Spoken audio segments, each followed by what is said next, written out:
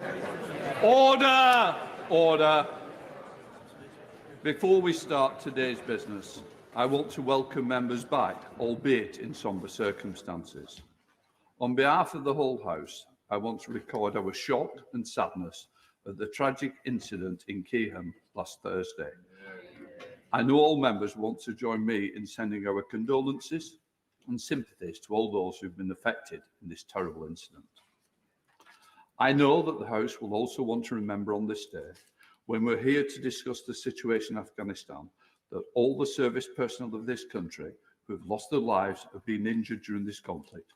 And I know there is no constituency that hasn't been touched, none more so than the two tragic serving personnel from Chorley who lost their lives. We all have reason to be here. I wish to remind the House that the provisions which allow for the hybrid participation in the Chamber are no longer in place. All contributions to proceedings will once again be made from within this Chamber. I remind members that if they participate in the debate, they should be present throughout most, if not all, of that debate, and certainly at least the opening speeches and two speeches following their contribution, and be here for the wind-up speeches. If the House divides today, members should enter both lobbies from the members' lobby end of the Chamber. Doorkeepers will be on hand to assist members participating in the division. I will instruct the doors to be locked 10 minutes after the start of the division. I'd also like to say thank you to all the staff of the House that's made today possible for giving up their time, breaking their holidays to ensure that this important debate goes ahead.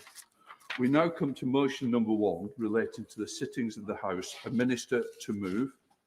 To move. To move. The question is, as on the order paper, as many of that opinion say aye. Aye. The contrary, no. I think the ayes have it. The ayes have it. We now come to motion number 2 on business of the House. I wish to inform the House that I've selected a manuscript amendment to this motion. The amendment is in the name of the Right Honourable Member for Halton Price and Howden and the Honourable Member for Wellingborough, and is as follows. At line 3, leave out 2:30 and insert 5 p.m. I call the Minister to move the motion. Mr. Speaker, I'm delighted to move the motion and to inform the House Her Majesty's Government is willing to accept the manuscript amendment in the name of my honourable and right honourable friends. We're completely in line with Thursday sittings. I thank the Leader of the House for that. I think that's important. So the original question at the House today, the question is that the amendment has been accepted. I think we can all agree on that. Do you need to speak? We're all happy. That's great. I want to get on with the debate. So there we are. Right, we've accepted that. We now come to motion number 3 in the name of the Prime Minister. I will call the Prime Minister to move the motion. Prime Minister. Mr. Speaker, I beg to move, and may I begin by thanking you and all the parliamentary staff for enabling us to meet this morning. Before I turn to today's debate, I'm sure the House will want to join you, Mr. Speaker, and me in sending our condolences to the family and friends of those killed in the appalling shooting in Plymouth last week. Investigations are, of course, continuing, but we will learn every possible lesson from this tragedy. Mr. Speaker, I know that members across the House share my concern about the situation in Afghanistan, the issues it raises for our own security, and the fears of many remaining in that country, especially women and children. The sacrifice in Afghanistan is seared into our national consciousness, with 150,000 people serving there from across the length and breadth of the United Kingdom, including a number of members on all sides of the House whose voices will be particularly important today. And so it's absolutely right that we should come together for this debate. And Mr. Speaker, yes, I will certainly give way to my right honourable friend. I thank the Prime Minister for giving way. As someone who opposed this nation-building intervention, it now brings its responsibilities. In addition to getting our nationals out safely and in offering a generous welcome to the many refugees, will the Prime Minister assure me that all necessary resources are given to those Afghans and others who have helped the British Council in its work, including the promotion of women's rights, because many are in fear of their lives of retribution from the Taliban, the Arab scheme is slow moving at the moment. Will he commit the necessary resource? Because the window of opportunity is narrow and no one must be left behind. Got the point. Can I just remind people, if you are going to intervene, you've got to be short. If you intervene more than twice, you'll understand why you've gone down the list if there was one. Prime Minister. I thank my honourable friend. I can assure him that I will, and as I will be saying in just a few moments, we will be supporting, doing everything we can to support those who have helped the UK mission in Afghanistan and investing everything that we can to support the wider area around Afghanistan and to do everything we can to avert a humanitarian crisis. Mr. Speaker, it's almost 20 years since the United States suffered the most catastrophic attack on its people since the Second World War, in which 67 British citizens also lost their lives at the hands of murderous terrorist groups incubated in Afghanistan. In response, NATO invoked Article 5 of its treaty for the first and only time in its history.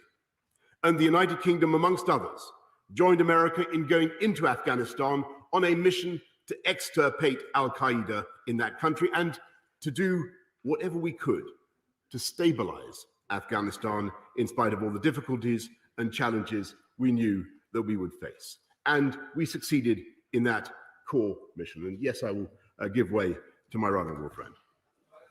I'm grateful, Mr. Speaker, but would he agree that we are actually ceding back the country to the very insurgency that we went into defeat in the first place?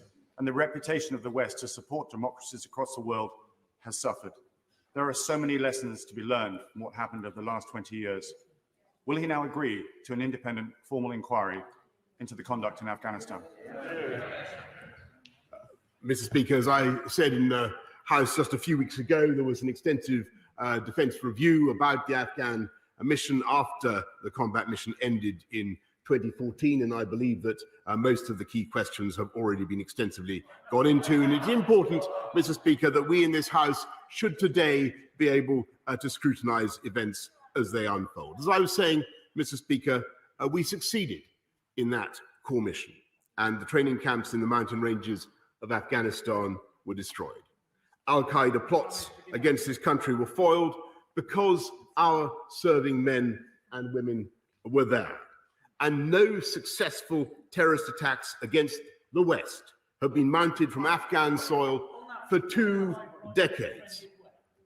Happily give way to my right honourable friend. Prime Minister, can I just take him back to his remarks in the House of July the 8th when he referred to the assessment that he'd made? There's clearly been a catastrophic failure of our intelligence or our assessment of the intelligence because of the speed that this has caught us unawares. Can the Prime Minister set out for the House how we may assure ourselves that in future years we can make sure there are no future terrorist attacks put together in Afghanistan that take place here in the United Kingdom? Mr. Speaker, I think it'd be fair to say that the events in Afghanistan have unfolded and the collapse has been faster than I think even the Taliban themselves predicted. What is not true is to say that the UK government was unprepared or did not foresee this, because it was certainly part of our planning of pitting the very difficult logistical operation for the withdrawal of UK nationals has been under preparation for many months, Mr. Speaker. And I can tell the House that the decision to commission the emergency handling centre at the airport, the commissioning of that centre took place 2 weeks ago, Mr. Speaker.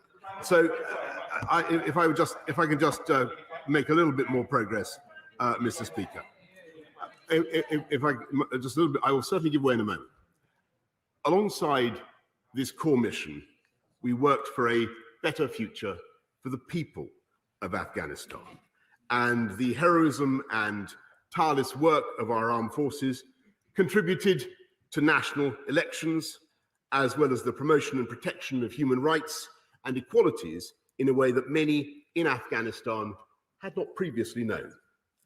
Whereas 20 years ago, almost no girls went to school and women were banned from positions of governance, now 3.6 million girls have been in school this year alone, and women hold over a quarter of the seats in the Afghan Parliament.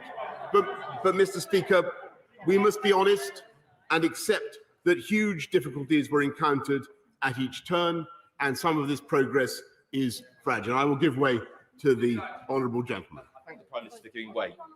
I pay tribute to our ambassador and the diplomatic team in Kabul and our armed forces on the ground who have been evacuating people in extraordinary circumstances. But one of the consequences of the rapidity of the collapse of Kabul is that many people have been left trapped, unable to access the airport, unable to evacuate, including many of those who should be coming to this country, who served us bravely in that country, and many women who are particularly at risk. Many of us across this House will have experienced chaos in the last 24, 48 hours in communicating information through to the ground to get some of those people out of the country. So can the Prime Minister give us some assurances about how we can get that information through so that we can get those brave people out of there, including many at risk of their lives right now in Kabul? Well, the honourable gentleman raises exactly the right question. I spoke this morning to Ambassador Solori Bristow as well as to Brigadier Dan Blanchford, who's handling the evacuation. And it'd be fair to say the situation has stabilised since the weekend, but it remains precarious. And the UK officials on the ground are doing everything that they can to expedite the movement of people, those that need to come out, whether from the Arab scheme or the eligible persons, to get from Kabul to the airport. And at the moment, it would be fair to say that the Taliban are allowing that evacuation to go ahead. But the most important thing, Mr. Speaker, is that we get this done in as expeditious a fashion as we can, and that's what we are doing. And I may say that I'm grateful not just to the UK forces who are now out there helping to stabilize the airport, but also to the US forces as well. If I could just make some progress, Mr. Speaker. The combat phase of our mission ended in 2014, when we brought the vast majority of our troops home and handed over responsibility for security to the Afghans themselves, and we continued to support their efforts. Even at that stage, we should remember that conflict was continuous and that in spite of the bravery and sacrifice of the Afghan army, and we should never forget that 69,000 of those Afghan army troops have given their lives in this conflict. Significant parts of the country remain contested or under Taliban control. And so when after 2 decades, the Americans prepared to take their long predicted and well-trailed step of a final extraction of their forces, we looked at many options, Mr. Speaker, including the potential for staying longer ourselves, finding new partners, or even increasing our presence. And I'll give way to my honourable friend. I thank the Prime Minister for giving way. Will you share with the House what assessment UK intelligence services made of the relative fighting capacity currently of the Afghan army and the Taliban? And will you tell us what representations the UK government made to our US allies with regards to their timetable for withdrawal from Afghanistan? I'm grateful to my honourable friend. I think that when he asks for a commentary on the respective military potential power of the Taliban and the Afghan forces, it's pretty clear from what has happened that the collapse of the Afghan forces has been much faster than expected. And as for our NATO allies and allies around the world, when it came for us to look at the options that this country might have in view of the American decision to withdraw, Mr. Speaker, we came up against this hard reality that since 2009, America has deployed 98% of all weapons released from NATO aircraft in Afghanistan. And at the peak of the operation, when there were 132,000 troops on the ground, 90,000 of them, Mr. Speaker, were American. The West could not continue this US-led mission, a mission conceived and executed in support and defense of America, without American logistics, without US air power, and without American might. And I do not believe, I give way with pleasure. I'm very grateful to my right honourable friend for giving way. I note the point that he's making about the importance of American support for our efforts in Afghanistan and those of our allies. But will he please set out when he first spoke personally to Jens Stoltenberg, Secretary General of NATO, to discuss with him the possibility of putting together an alliance of other forces in order to replace the American support in Afghanistan? I'm grateful to my right honourable friend. I spoke to Secretary General Stoltenberg only the other day about NATO's continuing role in Afghanistan. But I really think that it is an illusion to believe that there is appetite amongst any of our partners for a continued military presence or for a military solution imposed by NATO in Afghanistan, Mr. Speaker. That idea ended with the combat mission in 2014, and I do not believe that today, I do not believe that deploying tens of thousands of British troops to fight the Taliban is an option that, no matter how sincerely people may advocate it, and I appreciate their sincerity, but I do not believe that that is an option that would commend itself either to the British people or, Mr. Speaker, to this House. Mr. Speaker, we must deal with the position as it now is, accepting what we have achieved and what we have not achieved. And I will give way to the right honourable lady. I thank the Prime Minister for giving way. He seemed to be making an argument earlier that he had anticipated something similar to what went on by having the rapid response force ready and waiting. Why then was he and the Foreign Secretary both on their holidays when this catastrophe happened? Mr. Speaker, the government has been working around the clock to deal with the unfolding situation, and we must deal with the world as it is, accepting what we have achieved and what we have not achieved. And the UK will work with our international partners on a shared plan to support the people of Afghanistan and to contribute to regional stability. There will be 5 parts, Mr. Speaker, to this approach. First, our immediate focus, in just a minute, our immediate focus must be on helping those to whom we have direct obligations by evacuating UK nationals together with those Afghans who have assisted our efforts over the past 20 years. And I know the whole House will join me in paying tribute to the bravery and commitment of our Ambassador, Sir Laurie Bristow. I give way to the right honourable gentleman. Thank you, Prime Minister, for giving way on that particular point. He will be aware that there are 228 missionaries in Afghanistan currently under sentence of death. Those missionaries need to be taken out of Afghanistan. Of course, there are tens of thousands of others who are under sentence of death and fear for their life. Will the Prime Minister assure the House that every effort will be made to bring back to safe haven people whose lives are under threat as a result of the catastrophe and foreign policy episode that has gone on in that country? I thank the right honourable gentleman for raising the very needy case that he does, and I'm sure that colleagues across the House, literally every member, would I imagine, has received messages from people who know someone who needs to get out of Afghanistan, and I can tell the right honourable gentleman that we are doing everything we can to help out of that country those people to whom we owe, Mr. Speaker, a debt of obligation. And on that point, I want to repeat my thanks, not just to Laurie Bristow, but also to the Commander on the ground, Brigadier Dan Blanchford, and the entire British team in Kabul. I can tell the House that we have so far, I'm going to make some progress, Mr. Speaker.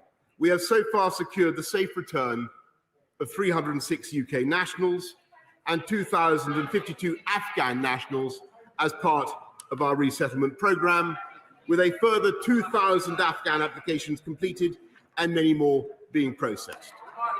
UK officials are working round the clock to keep the exit door open in the most difficult circumstances and actively seeking those we believe are eligible but as yet unregistered. And I give way to the honourable gentleman. I thank him for giving way. Can you explain then how many people think are still eligible for relocation and have still to sign up? He says they're doing everything they can to get these people out. So what does everything they can mean? How are they identifying these people, where they are, especially if they're already in hiding in fear of their lives? That's why, Mr. Speaker, it's been so important that we maintain a presence at Kabul airport, and that's why we've been getting the message out that we want people to come through. And as I said, Mr. Speaker, earlier on, it is important for everybody to understand that at the moment, in the days that we have ahead of us, which may be short, but at the moment, this is an environment in which the Taliban are permitting this evacuation to take place. Mr. Speaker, these are interpreters, they are locally engaged staff, and others who have risked their lives supporting our military efforts and seeking to secure new freedoms for their country. We are proud to bring these brave Afghans to our shores, and we continue to appeal for more to come forward. And I give way with pleasure. I'm very grateful to the Prime Minister. The Home Secretary announced this morning that that the UK will be taking 20,000 refugees from Afghanistan, but that only 5,000 will be able to come this year. What are the 15,000 meant to do? Hang around and wait until they've been executed? Yeah, exactly. Mr. Speaker, that's the 5,000 on whom we're spending 200 million to bring a further 5,000 on top of the, I think it will be a 10,000 altogether that we bring in under the ARAP and other programs. We will be increasing that number over the coming years to, as I said, to 20,000. But the bulk of the effort of this country will be directed and should be directed, Mr. Speaker, to supporting people in Afghanistan and in the region, Mr. Speaker, in order to prevent a worse humanitarian crisis. And I believe, and may I tell the House that in that conviction, I am supported very strongly both by President Macron of France and by Chancellor Merkel of Germany. We are also, Mr. Speaker, doing everything possible to accelerate the visas for the member for Hyndburn can't be like a drone in the chamber, completely above everybody all the way through. Stand up and down, please, not just hover. Prime Minister.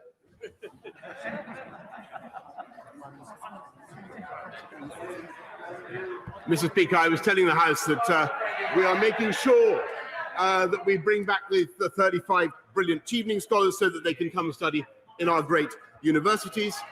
We're deploying an additional 800 British troops to support this evacuation operation. And I can assure the House that we will continue this operation for as long as conditions at the airport allow. And I would give way to the Honourable Lady. Thank you, Prime Minister. Mr. Speaker, as of last week, it was still Home Office policy that we would send people back to Kabul because we thought Kabul was safe. Can the Prime Minister now also confirm it's not just about people coming out of Afghanistan, it's about keeping people safe here, and we will not send people back to this nightmare?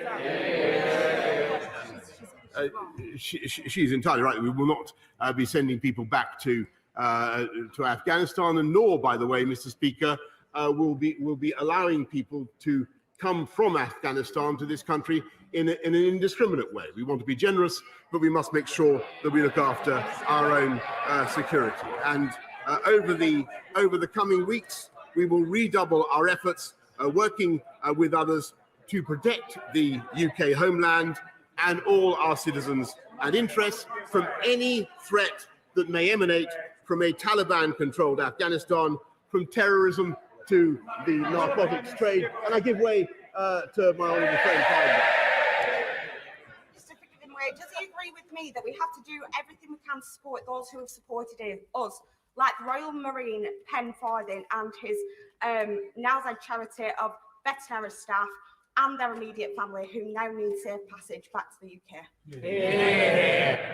Mr. Speaker, I think, like many of us, I have been extensively lobbied on behalf of the excellent work done by Mr. Pen Farthing. I'm well aware of his cause, all the wonderful things that he has done, and for animals in Afghanistan. I can tell my honourable friend that we will do everything we can to help Mr. Pen Farthing and others who face particular difficulty, like himself.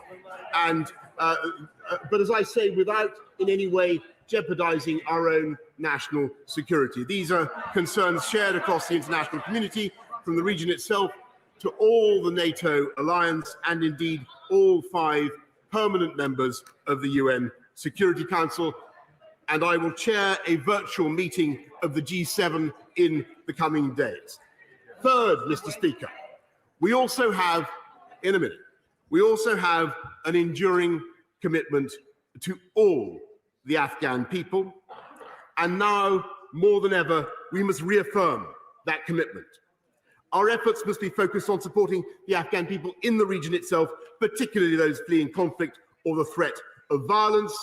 We therefore call on the United Nations to lead a new humanitarian effort in this region. And I give way to the Right Honourable Lady Opposite. I thank the Prime Minister for giving way, and I welcome his commitment to support in the region and also the government's commitment to a resettlement programme.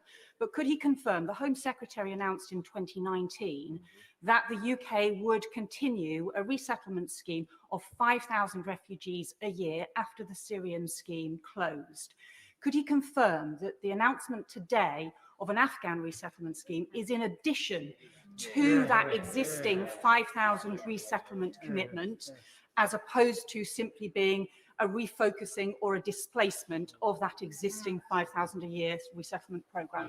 I'm very grateful to the Right Honourable Lady Opposite, because I think she's asked a question that formed itself in many people's minds about the 5,000s. And yes, indeed, the 5,000 that extra in the resettlement scheme are additional to those already announced. And we will support those people in coming to this country. We will also support the wider international community in delivering on humanitarian projects in the region by doubling, Mr. Speaker, the amount of humanitarian and development assistance that we had previously committed to Afghanistan this year, with new funding, wait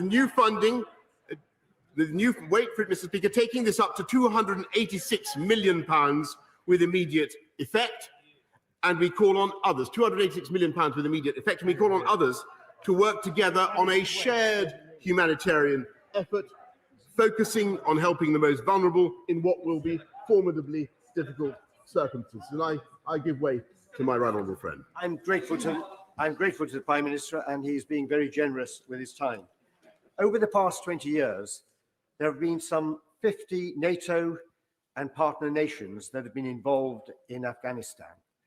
I welcome the measures that have been proposed by the UK and other countries such as the US, Canada, France, Germany, and so on. However, there are many countries still who have been involved in Afghanistan in recent years who have still yet to come to the plate and to recognise their responsibility in helping these people at this desperate time. Would the Prime Minister inform the House what is being done to encourage these other countries to take up their responsibility and help these people in Afghanistan? My right honourable friend makes an excellent point, Mr. Speaker, and that's why the UK has chaired the Security Council of the UN and asked to put a motion together with our French friends to get the world to focus on the humanitarian needs of Afghanistan. We'll be doing the same thing in NATO, in the G7, and the other bodies in which we have a leadership role. And we want all these countries to step up, as he rightly says, Mr. Speaker, and focus on the most vulnerable in what will be formidably difficult circumstances. Fourth, Mr. Speaker, I've given away, I think you'll agree, quite a lot already this morning, and I know that thanks to the generosity of yourself, Mr. Speaker, and the House, there is now ample time for debate until later on this afternoon, where I think many members will be able to get their points across. I therefore intend, Mr. Speaker, by your leave, to make some progress. Fourth, while we must focus on the region itself, we will also create safe and legal routes for those Afghans most in need to come and settle here in the UK. So in addition to those Afghans with whom we've worked directly, I can announce today that we're committing to relocating another 5,000 Afghans this year with a new and bespoke resettlement scheme focusing on the most vulnerable, particularly women and children. And we will keep this under review for future years with the potential of accommodating up to 20,000 over the long term.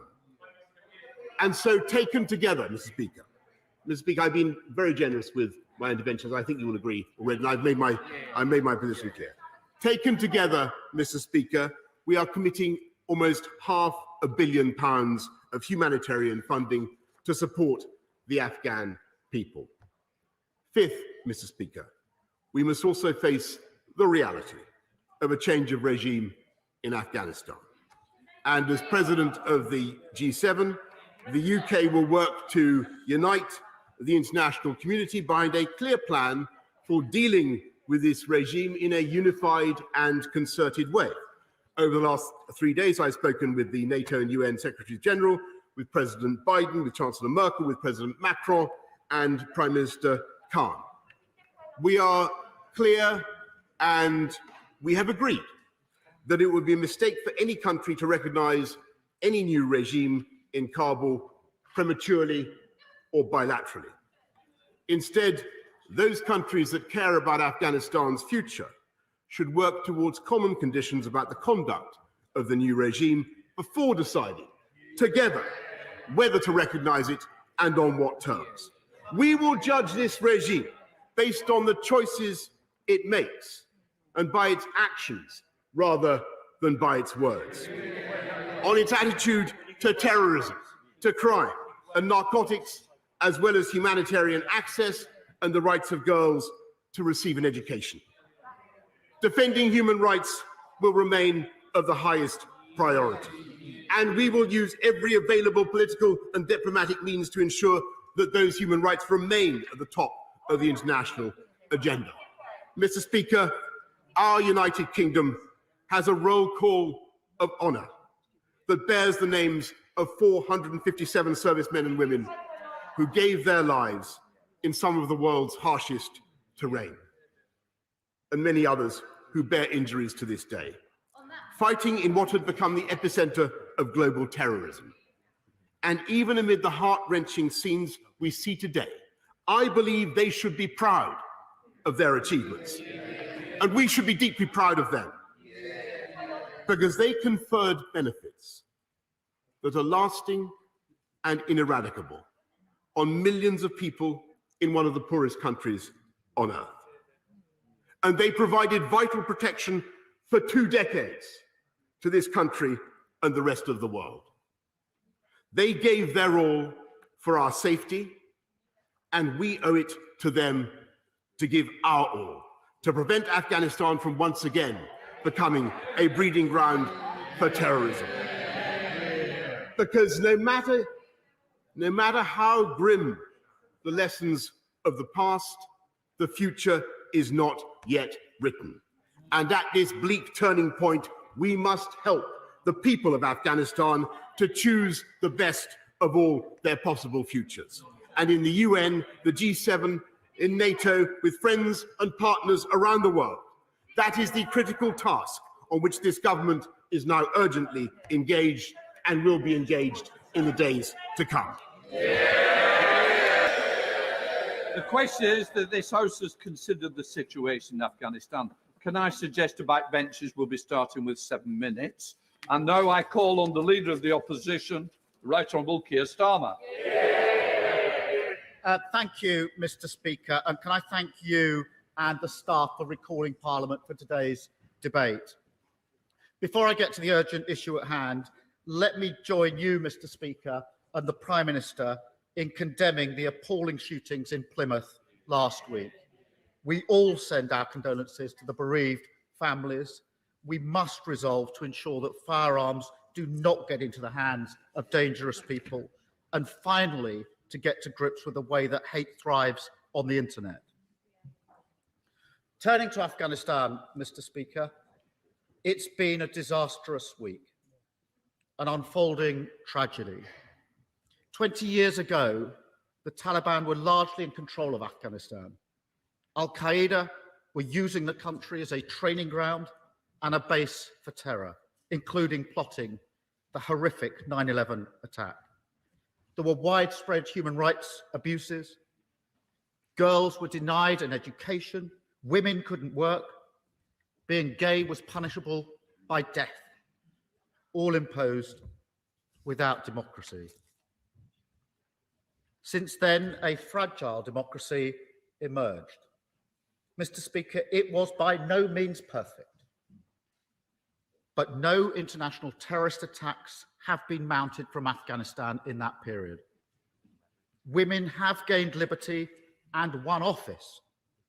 Schools and clinics have been built, and Afghans have allowed themselves to dream of a better future. Mr. Speaker, those achievements were born of sacrifice. Sacrifice by the Afghan people who bravely fought alongside their NATO allies, and British sacrifice.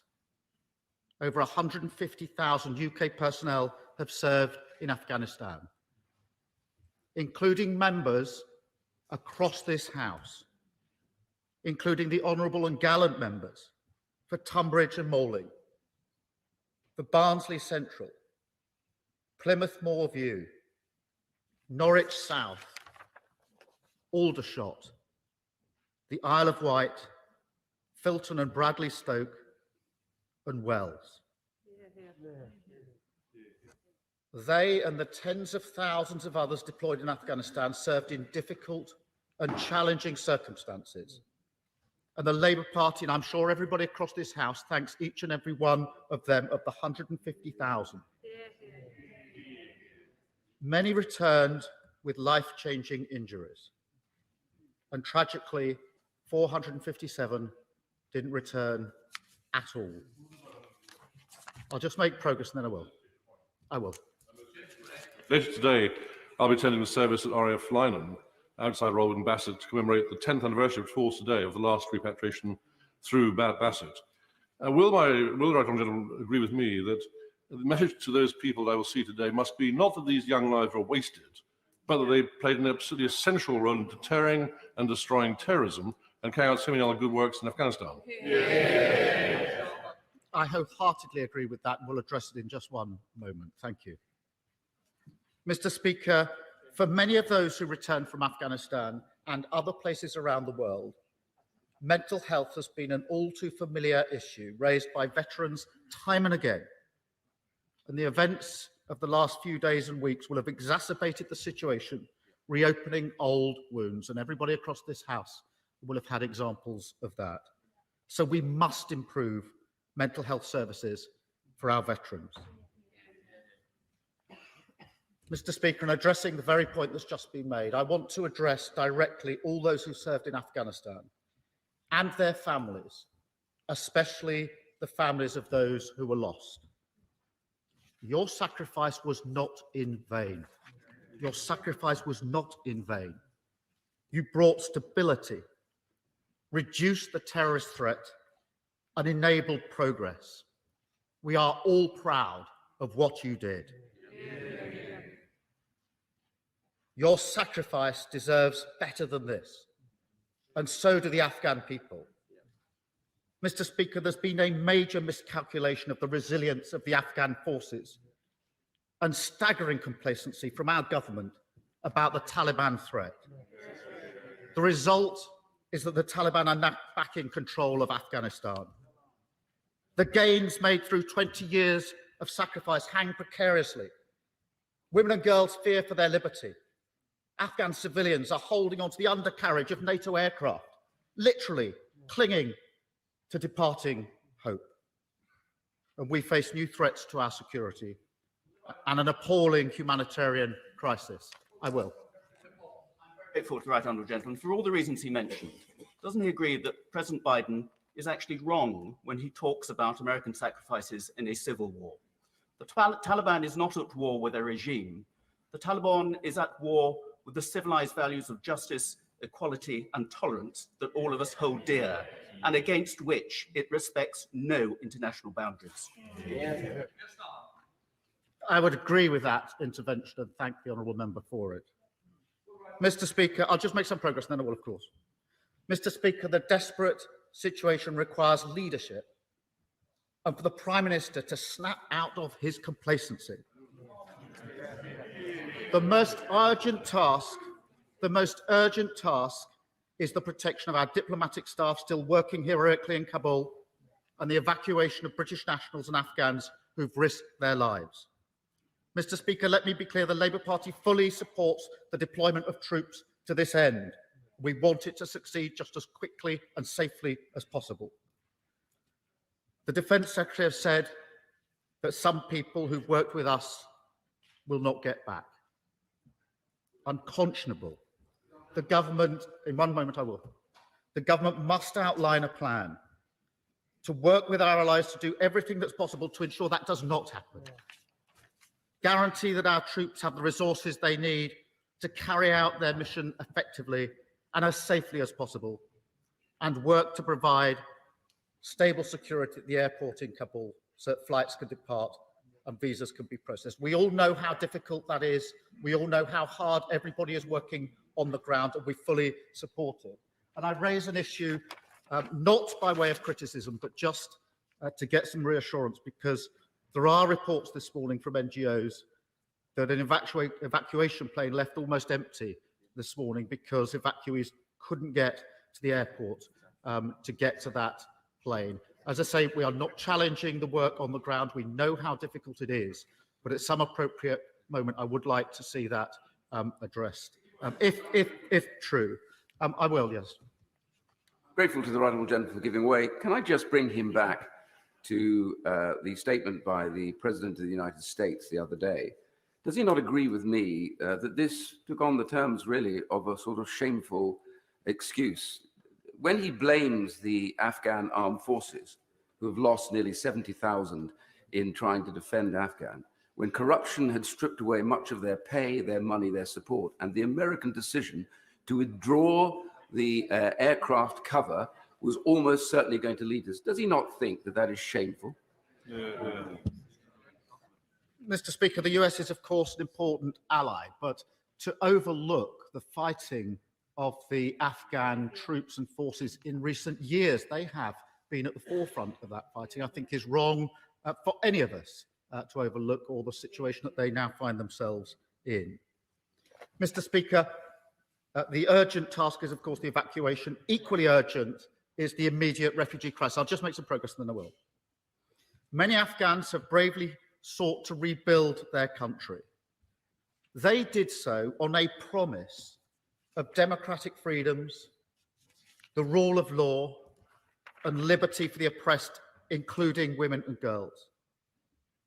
They are our friends, and that was our promise.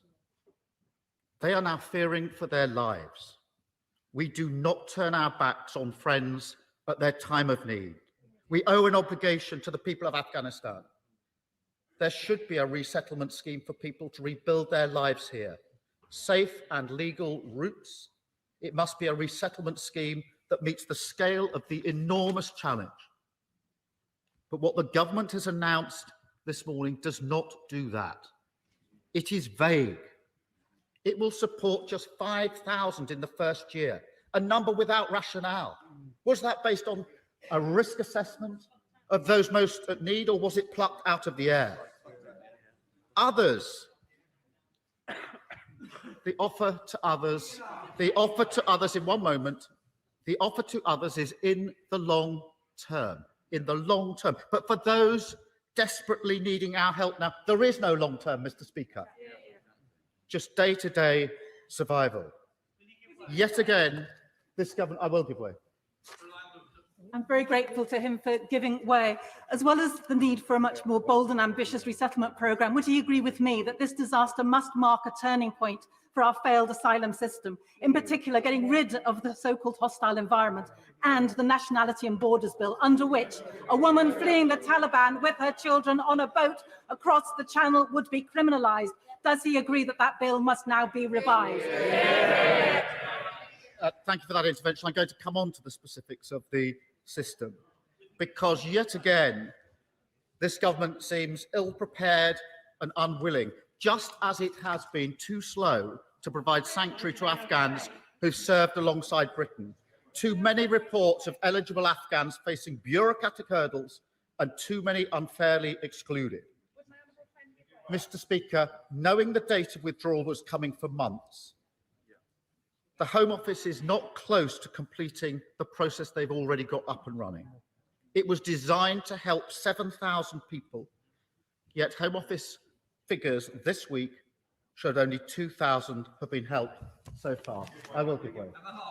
I thank my honourable friend for giving way. And the point that I wanted to make indeed to the Prime Minister was the situation facing Afghan Sikhs. Now, I know from my own constituency casework that there are Afghan Sikhs in the system at the moment waiting for clearance from the Home Office. So one of the things I would like to call on the government to do is to process those as quickly as possible and not leave all those people in the system waiting any longer than they have to at the moment. They are terrified with the idea of being sent back home. And despite the reassurance given to my honourable friend, I do not see any movement from the Home Office to give these people the legal status that they need. I'm grateful for that intervention, and there have been other examples across the House of individuals and groups who are very obviously at risk in Afghanistan and need to come out just as quickly as possible. And that's, Mr. Speaker, where the question arises to what's behind the 5,000 number and why the others are having to wait so long. Mr. Speaker, the scale of the refugee crisis requires an international response, but we must lead it and lead with a resettlement programme that meets the scale of the challenge. The scheme must be generous and welcoming. If it's not, we know the consequences. We know the consequences now. Violent reprisals in Afghanistan, people tragically fleeing into the arms of human traffickers. We know this is what will happen. More people risking and losing their lives on unsafe journeys, including across the English Channel. We cannot betray our friends. We must lead. I will. For him giving way. He speaks of people fleeing, but what we have yet to assess is whether anyone outside of Kabul is able to get to somewhere of safety. Does he agree that now a safe corridor needs to be opened to an international border so that those who are not near Kabul can also get to safety via third countries? Well, I'm grateful for that. I'm grateful for that intervention. And there is huge concern, as all members will know, about our line of sight beyond Kabul just at the moment. And again, that calls into question where the 5,000 number comes from, because we're not even in a position to assess at the moment the position outside of Kabul. We cannot betray our friends. We must lead. Mr. Speaker, I will. The government of this kingdom to be overthrown by a wicked and brutal regime, I venture that he would want a leading role in the resistance. He wouldn't be queuing at the airport, would he?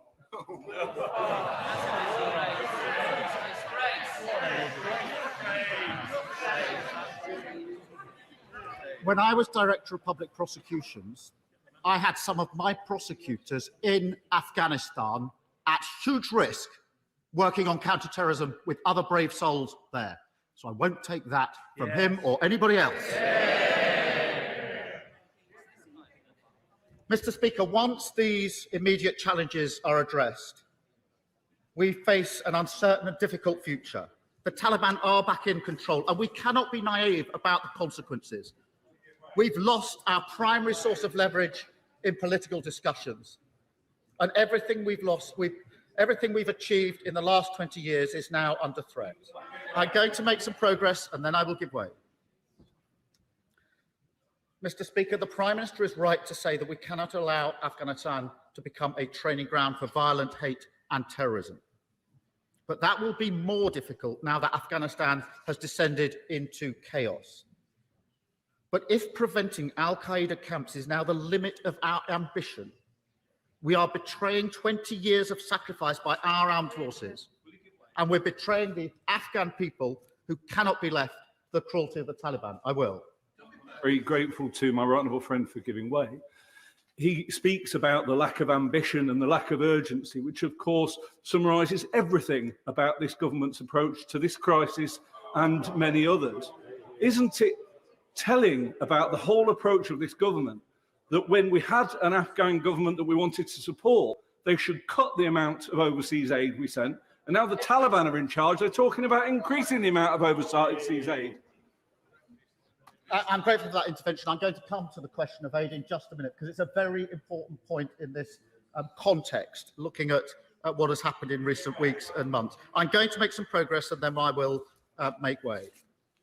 So we have to use every tool that remains at our disposal to protect human rights in Afghanistan.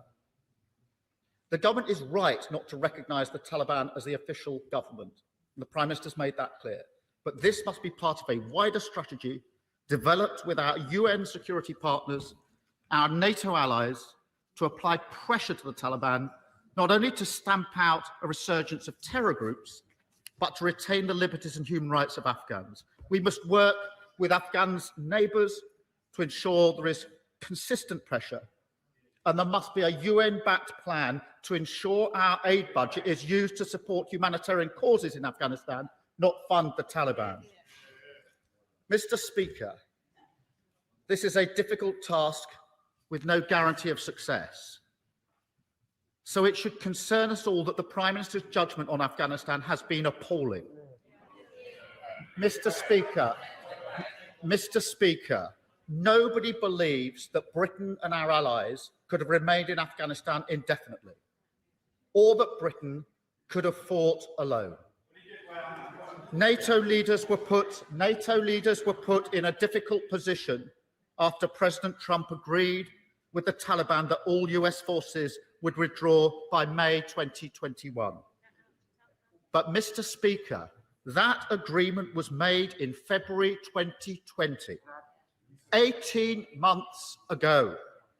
We've had 18 months to prepare and plan for the consequences of what followed, to plan and to prepare for the resettlement of refugees and those that have supported us, for supporting the Afghan government in managing withdrawal, for securing international and regional pressure on the Taliban and support for the Afghan government. The very problems we're confronting today in this debate were all known problems for the last 18 months, and there's been a failure of preparation.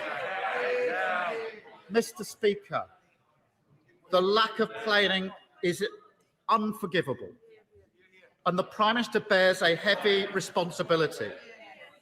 Mr. Speaker, he mutters today. He was in a position to lead, but he didn't. Britain holds a seat at the United Nations Security Council. We're a key player within NATO. We're chair of the G7. Every one of these platforms could and should have been used to prepare for the withdrawal of forces, to rally international support behind a plan to stabilise Afghanistan through the process and keep us safe. I will give way in just a minute. But what did Mr. Speaker, did the Prime Minister use those platforms in those 18 months to prepare? No, he didn't. What did he do? What did he do instead? We debated this. He cut the development budget. He cut the development budget that was key to the strength and resilience of democracy in Afghanistan. He's making a great deal today of the money he's putting in. £292 million was spent in Afghanistan in 2019. In 2021, 155 million. Short-sighted, small-minded, and a threat to security. I will in a moment. I'm going to make this list. He failed to visit Afghanistan as Prime Minister, meaning that his last trip as Foreign Secretary in 2018 was not to learn or to push British interests, but to avoid a vote on Heathrow.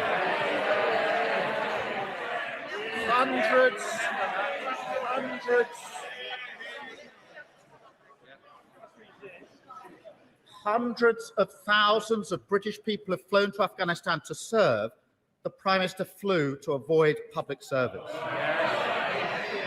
Mr. Speaker, the list goes on. In March this year, the Prime Minister published an integrated review of security, defence, development and foreign policy. Huge review. He boasted that the review would, in his words, demonstrate to our allies in Europe and beyond that they can always count on the UK when it really matters. Well, the Afghan government was an ally, yet in the integrated review, there were just 2 passing references to Afghanistan. 2 passing references. Mr. Speaker, the review didn't even mention the Taliban. It didn't even mention the Taliban. It didn't mention NATO withdrawal or the consequences of the Doha Agreement. It did cut the size of the army, and we did criticise it at the time. The very force that we're now relying on, eye off the ball, astonishingly careless. You were probably on holiday. The question is, why was the Prime Minister so careless? Why did he fail to lead? Mr. Speaker, it comes down to complacency and poor judgment. There was a calculation. I will in a moment, I'm going to make this case. There was a calculation that withdrawal would lead to military stalemate in Afghanistan and that stalemate would accelerate political discussions. Seeing this in July, members on both sides of this House warned the government, read Hansard, that they may be underestimating the threat of the Taliban. On both sides of the House, that point was made. That was ignored. And the government's preparation for withdrawal were based on a miscalculation of the resilience of the Afghan forces and a staggering complacency about the Taliban threat. The Prime Minister is as guilty as anyone. This Sunday, he said this, and I quote, "We've known for a long time that this was the way things were going." That's what he said on Sunday. That's not what he told this House. That's not what he told this House. In July, the Prime Minister stood there and assured members that there is no military path to victory for the Taliban. And then he went on to say, Mr. Speaker, "I do not think that the Taliban are capable of victory by military means." The British government were wrong and complacent. The Prime Minister was wrong and complacent. And when he wasn't rewriting history, the Prime Minister was displaying the same appalling judgment and complacency last week. Mr. Speaker, the response of the British ambassador to the Taliban arriving at the gates of Kabul was to personally process the paperwork for those that needed to flee. He is still there, and we thank him and his staff. The Prime Minister's response to the Taliban arriving at the gates of Kabul was to go on holiday. No sense of the gravity of the situation, not leadership to drive international efforts on the evacuation. The Foreign Secretary shakes his head. Mr. Speaker, what would I do differently? I wouldn't stay on holiday whilst Kabul was falling. And there are numerous examples of those leaders on both sides of the House who've come back immediately in a time of crisis. The Foreign Secretary stayed on his... He's shouting now. He's shouting now. Silent. Mr. Order. The Prime Minister was heard, and I want to hear the Leader of the Opposition. I don't want people to shout, you may disagree, but you'll also may wish to catch my eye. Don't ruin that chance. Keir Starmer. Mr. Speaker, the Foreign Secretary shouts now, but he stayed on holiday while our mission in Afghanistan was disintegrating. Mr. Speaker, he didn't even speak to ambassadors in the region as Kabul fell to the Taliban. Let that sink in. Let that sink in. You cannot coordinate an international response from the beach. A dereliction of duty by the Prime Minister and the Foreign Secretary, a government totally unprepared for the scenario that it had 18 months to prepare for. Mr. Speaker, it's one thing for people to lose trust in the Prime Minister at home, but when the trust in the word of our Prime Minister is questioned abroad, there are serious consequences for our safety and security at home. Mr. Speaker, in one moment, recent events in Afghanistan shame the West. Not just the scenes of chaos, but what it says about our abandonment of the Afghan people. For those brave people around the world living under regimes paying scant regard to human rights but resisting those regimes in pursuit of democracy, equality, and individual freedom. What does this say to them? What does this retreat from freedom signal to those prepared to stand up for it? What does this surrender to extremism mean for those prepared to face it down? And what does it mean for those nations who support an international rules-based system when we hand over power to those who recognise no rules at all? That is the challenge of our time. Mr. Speaker, the British and Afghan people will have to live with the consequences of the Prime Minister's failure. We have fought for 20 years to rid Afghanistan of terror, terror which threatens our security here in Britain and liberty in Afghanistan. The Taliban are back in control. The Prime Minister has no plan how to handle the situation, just as he had no plan to prevent it. What we've won through 20 years of sacrifice could all be lost. That is the cost, Mr. Speaker, of careless leadership. Thank you. Theresa May. Thank you. Thank you, Mr. Speaker. I had the opportunity to visit Afghanistan twice, but I recognise that there are others across this House whose experience is more recent, more vivid, more practical, longer and broader than mine. But when I was there, I was struck by the commitment and dedication of our armed forces serving there and of other British personnel. All were doing what they could to give hope to the people of Afghanistan. People who, thanks to our presence, were able to enjoy freedoms they had been denied under the Taliban.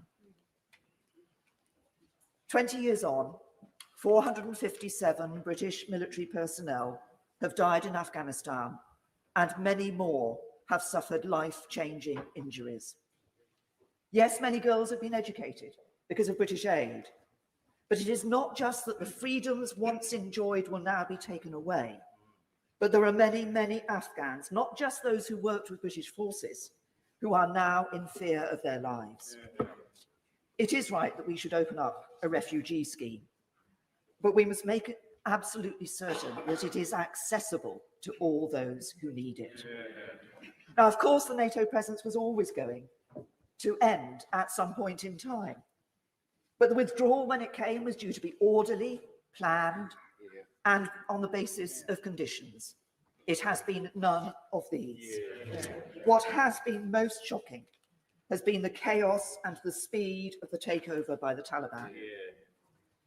In July of this year, both President Biden and my right honourable friend, the Prime Minister, indicated that they did not think that the Taliban was ready or able to take over control of the country.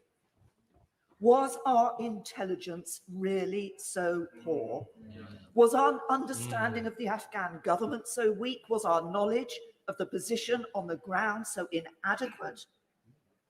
Or did we really believe this?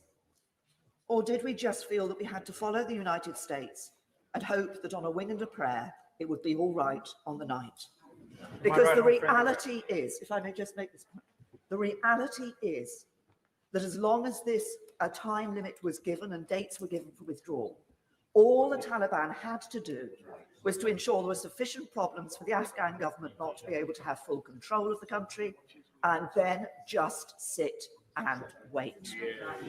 Would my right honourable friend agree that President Biden decided unilaterally to withdraw without agreeing and negotiating a plan with either the Afghan government or the NATO allies, and that the response of the UK government in the circumstances has been fast, purposeful and extremely well guided to protecting the interests of UK citizens? Can I just say to my right honourable friend that what President Biden has done is upheld a decision that was made by President Trump. It was a unilateral decision of President Trump to do a deal with the Taliban that has led to this withdrawal. And of course, what we've seen from the scenes in Afghanistan is that it hasn't been all right on the night. As I say, there are many in Afghanistan who fear not just that their lives will be irrevocably changed for the worse, but who fear for their lives. Numbered among them will be women. Women who embrace freedom, embrace the right to education, to work and to participate in the political process. My right honourable friend, the Prime Minister, was right to make the education of girls a key aim of his administration. But in Afghanistan, that will now be swept away. Those girls who have been educated will have no opportunity to use that education.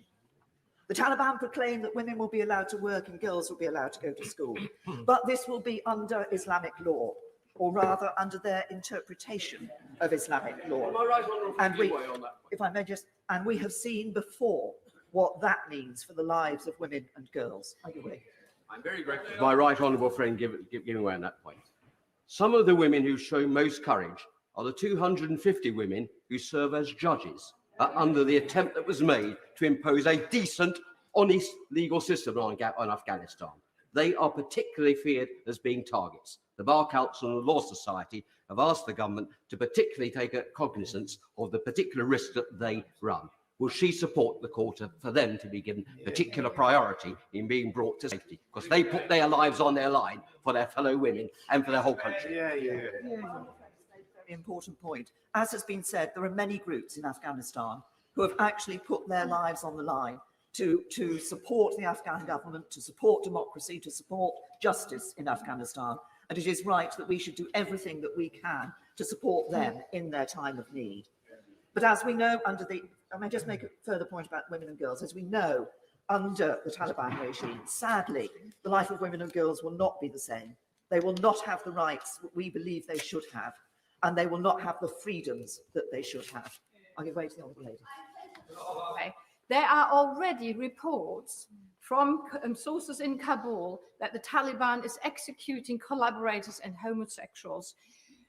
Does she agree with me that complacency is absolutely misplaced? And what does she suggest should we do to protect those people who need to get out? Can I say to the honourable lady that the government is doing much to protect people in trying to ensure that it is possible for people to be able to access ways of leaving Afghanistan. Now, I think a point was made earlier about the issue of not just expecting people to get to Kabul, and I hope that this is something that the government will be able to look into and be able to take up. Furthermore, apart from the impact on people's lives in terms of women and girls, we do see potential humanitarian crisis, at least in some parts of Afghanistan. Now, of course, we cut our international aid budget, but I'm pleased that the Foreign Secretary has told me that more funding is going to be made available to deal with this crisis. But it isn't just about the impact of the people on Afghanistan that must concern us. We must be deeply concerned about the possible impact here in the UK. The aim of our involvement in Afghanistan was to ensure that it could not be used as a haven for terrorists. Terrorists who could train, plot and encourage attacks here in the UK. Al-Qaeda has not gone away. Daesh may have lost their ground in Syria, but these terrorist groups remain and they have spawned others. We will not defeat them until we have defeated the ideology which feeds their extremism. Thank you, my friend, for giving way. Is she concerned? I mean, one of the most concerning things that's happening is that several thousand Al-Qaeda operatives have been freed from Bagram prison, from Kabul prison, from Kandahar. Is she concerned that these people are going to go back to their old ways, or do we hope that they're somehow going to go into retirement? Because it seems to me that we are going to restart a new round of international terrorism. Well, my honourable friend has actually anticipated a point I was exactly about to make, which is the Taliban, of course, have said that they will not allow Afghanistan to become a haven for terrorists again. Yesterday in the press conference, they said they would not allow anything to happen in Afghanistan which led to attacks elsewhere across the world. But their actions must be what we look at, not their words. And their action has, as my honourable friend has just pointed out, been to release thousands of high-value Taliban, Al-Qaeda and Daesh fighters. So their action is completely different from their words. And I think it is absolutely essential for us to recognise that the probability that Afghanistan will once again become a breeding ground for the terrorists who seek to destroy our way of life. Thank you for giving way, because making exactly the point I hoped to hear from the Prime Minister and didn't. The reasons that we went into Afghanistan in 2002 remain valid today. If the actions that have been taken in recent weeks render a military solution to that problem impossible, then we have to have a non-military solution. What does she see that non-military solution as being? To the right honourable gentleman, I'm going to make a reference later on to this issue. I think that he is absolutely right that the question of a military solution has not been there actually for some time, because our combat mission ended some years ago. But what we have been doing is trying to provide the support to enable a democratic government to actually take proper control of that country. I'd be happy to talk to the right honourable gentleman at some time about my views, but actually I think that the idea of trying to impose just a Western example of democracy, actually in a country which is geographically difficult and which relies a lot on regional government, is possibly was a route that we should have reconsidered when we were going down that route. But I will not go down that road any longer, despite his temptations. But there was another. About the time for backbencher, I did suggest it was 7 minutes. We're now heading to 10. I didn't put a time limit on, but I'm going to have to do after this. Speaker, I'm very grateful for your generosity to me. For the UK, there was another important element of our work in Afghanistan, that was stopping the drugs from coming into the United Kingdom. Sadly, that has not been as successful as we would have liked it to be, but we did support a drug crime-specific criminal justice system in Afghanistan. I assume that is now going to come to a complete end. So once again, this is another area where withdrawal is not just about Afghanistan, it has an impact on the streets of the UK. But what must also be of key concern to us is the message this sends around the world to those who would do the West harm. The message it sends about our capabilities and, most important, about our willingness to defend our values. What does it say about us as a country? What does it say about NATO if we are entirely dependent on a unilateral decision taken by the United States? Yes. We all understand the importance of American support. But despite the comments from my right honourable friend earlier, I do find it incomprehensible and worrying that the United Kingdom was not able to bring together not a military solution, but an alternative alliance of countries to continue to provide the support necessary to sustain a government in Afghanistan. Surely one outcome of this must be a reassessment of how NATO operates. NATO is the bedrock of European security, but Russia will not be blind to the implications of this withdrawal decision and the manner in which it has been taken. Neither will China, and others have failed to notice the implications, because in recent years the West has appeared to be less willing to defend its values. This cannot continue, because if it does, it will embolden those who do not share those values and wish to impose their way of life on others. I'm afraid I think this has been a major setback for British foreign policy. We boast about global Britain, but where is global Britain on the streets of Kabul? A successful foreign policy strategy will be judged by our deeds, not by our words. And I finally just say this: all of our military personnel, all who served in Afghanistan, should hold their heads high and be proud of what they achieved in that country over 20 years, of the change of life they brought to the people of Afghanistan and the safety they brought here to the UK. The politicians sent them there. The politicians decided to withdraw. The politicians must be responsible for the consequences. Leader of the SNP, Ian Blackford.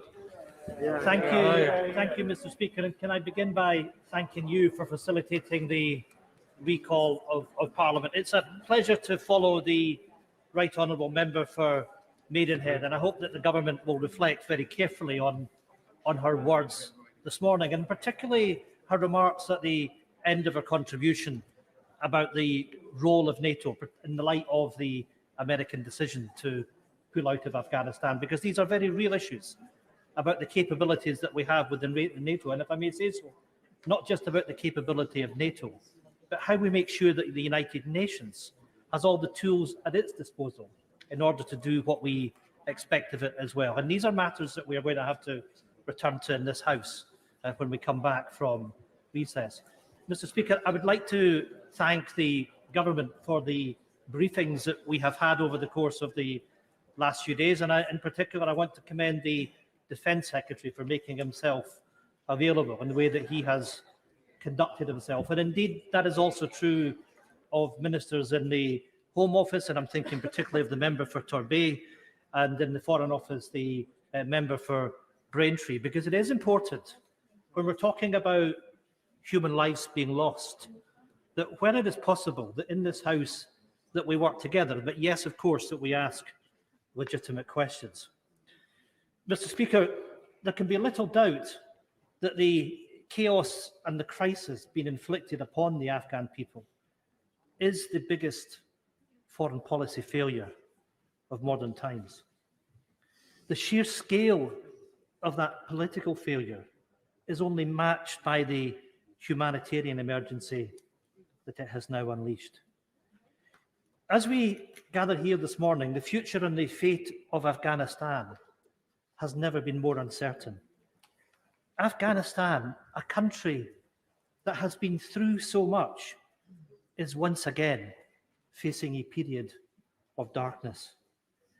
Over the course of the last week, we have watched these tragic images from afar. Mr. Speaker, the scenes of Afghans seeking to jump onto moving planes to escape will haunt us for the rest of our lives. We have watched from afar, but I think we all have a deep sense of sorrow of just how closely the UK has been involved in what has unfolded. Geographical distance doesn't for a second diminish the moral responsibility we need to feel for the West's role in this crisis. Washing our hands of this crisis won't make it go away, and it definitely won't wash away our responsibility to the Afghan people. We all know that acting now will be too little and too late, but better little and late than nothing at all. So today, Mr. Speaker, we have a choice. We can either offer meaningless words of sympathy, we can stand idly by, or we can start to do the right thing. We can take responsibility and act. The Home Secretary has today talked about evacuating more contacts of the UK-Afghanistan operation from the existing resettlement scheme. Let me be clear, there should be no ifs or buts. Everyone who has worked with UK forces and who by definition has a vulnerability has to be moved to a position of safety. No one can be left behind. That is our moral and ethical responsibility. All those who work with us are our responsibility. We cannot walk away from them. And I'm asking the government today to make that commitment. Mr. Speaker, their action needs to begin with a coordinated domestic and international effort to offer safe passage, shelter and support to refugees fleeing this crisis is obvious. And that action can't wait. If we are to act, we need to act with the same speed as the situation in Afghanistan has developed. I'm sad to say that the scheme announced last night by the UK government and today by the Prime Minister doesn't go near far enough or fast enough.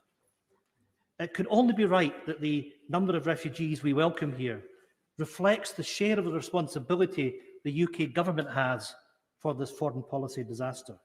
And this scheme falls way short of that responsibility. The scheme needs to be far more ambitious, generous and swift to help the Afghan citizens that it has abandoned and left at serious risk of persecution and indeed of death. The scale of the efforts need to match the scale of this humanitarian emergency. Mr. Speaker, Right, honourable friend, give way. I will give way. I'm very grateful to him. Considering that the government promised in 2016 to save 3,000 unaccompanied refugee children from Calais, is he not concerned that the numbers who have actually been saved stand at around 380? And if those promises can be broken, and amongst those children will be many from Afghanistan, is he concerned that the promises made today may be as unrobust as those of the past.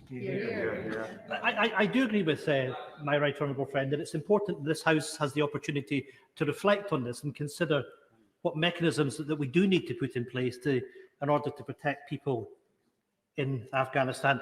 Mr. Speaker, the harsh reality is 3 million people have already been displaced. 80% of those fleeing their homes are women and children.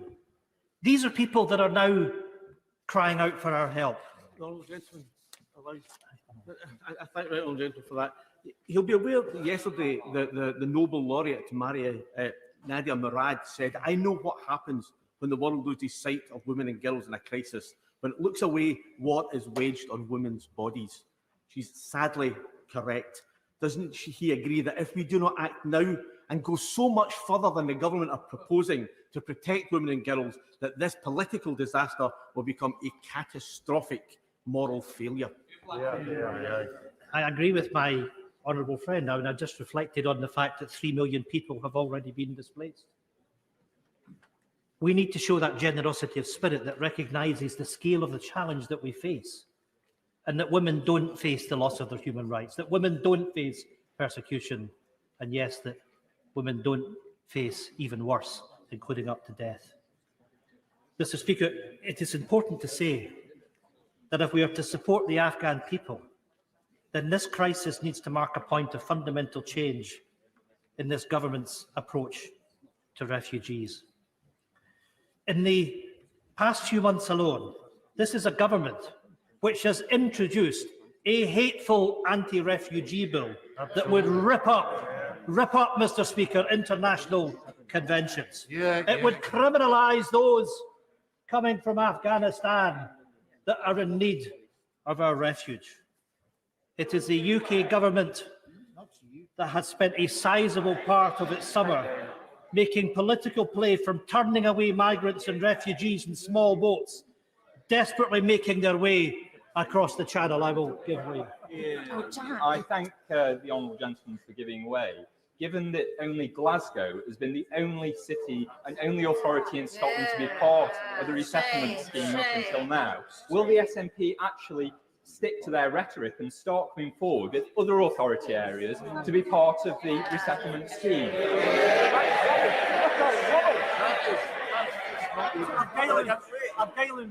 My goodness. I don't think the honourable gentleman has actually been listening to anything we've been saying over the course of the last few days, because, and I'll come on and I'll talk about this in more detail, because I've been asking about the Syrian resettlement scheme to work on the basis of the Syrian scheme that we had back in the last decade. And I will tell you, Mr. Speaker, that the Scottish Government stands ready to work with the UK Government.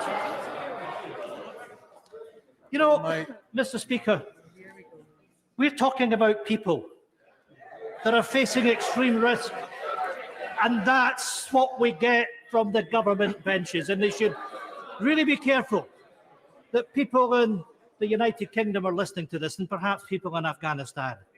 And perhaps, Mr. Speaker, a bit of dignity from the opposition benches wouldn't go remiss. But let me tell the government benches that I want to make sure that every local authority in Scotland has the opportunity to take refugees from Afghanistan.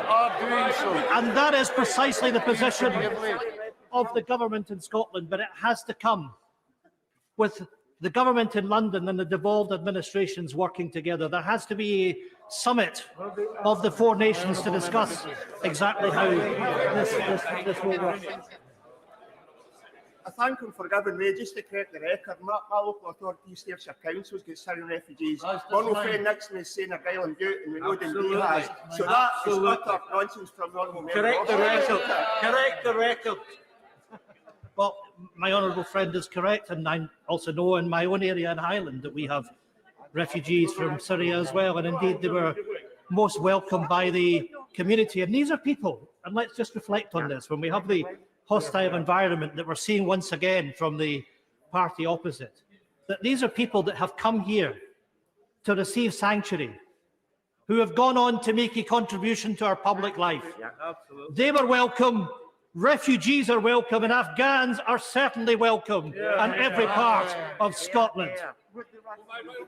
I will, on one last time. I'm very grateful to him. Before he was rerouted by the honourable gentleman opposite, he's making a very powerful point about those who come across the channel in boats and the government's proposals for them.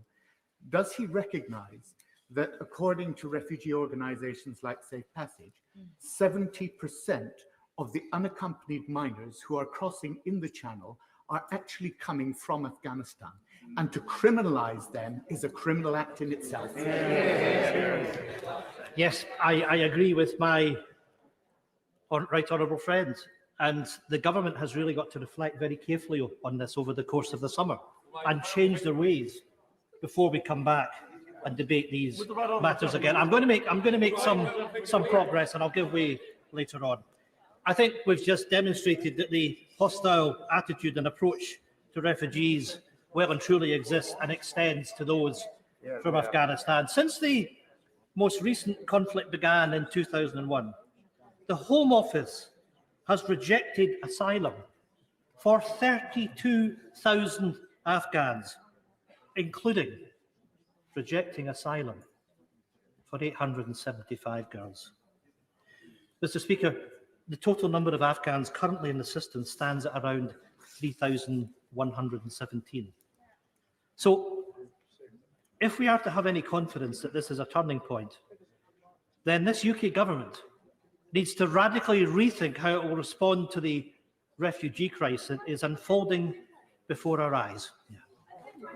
I think the right honourable gentleman can give away. Nobody can fail. No one in this House can be failed to be moved by the scenes that we're seeing on our televisions coming from Afghanistan. And I'm delighted to hear that the Scottish Government is standing ready to do its part. Could the right honourable gentleman confirm how many refugees the Scottish Government are ready to resettle, please? Well, I am going to come on and discuss this a little bit later on. Look, I have to say to the government benches, these are the most serious of issues, and I welcome the intervention from the honourable member. But I'm going to give you the example of what happened with Syria, because it's a real live example. That Scotland took 15% of the refugees that came. 20%.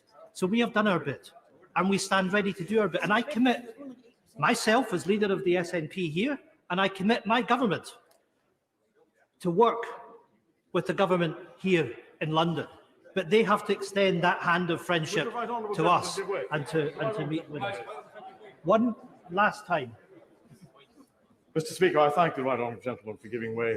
Let us hope that the issue of refugees does not become a political football in this place. All of us care desperately about giving these people safe haven. We welcome them in the Highlands, we welcome them everywhere. But would the right honourable gentleman agree with me that the proper finance to support our local authorities is forthcoming from the UK government and the Scottish government? Because without that, our councils will struggle. Yes, I thank my honourable friend for that intervention, and I agree with him. And of course, and I know he will associate himself with me, that we will extend 100,000 welcomes to those that wish to come to the Highlands of Scotland.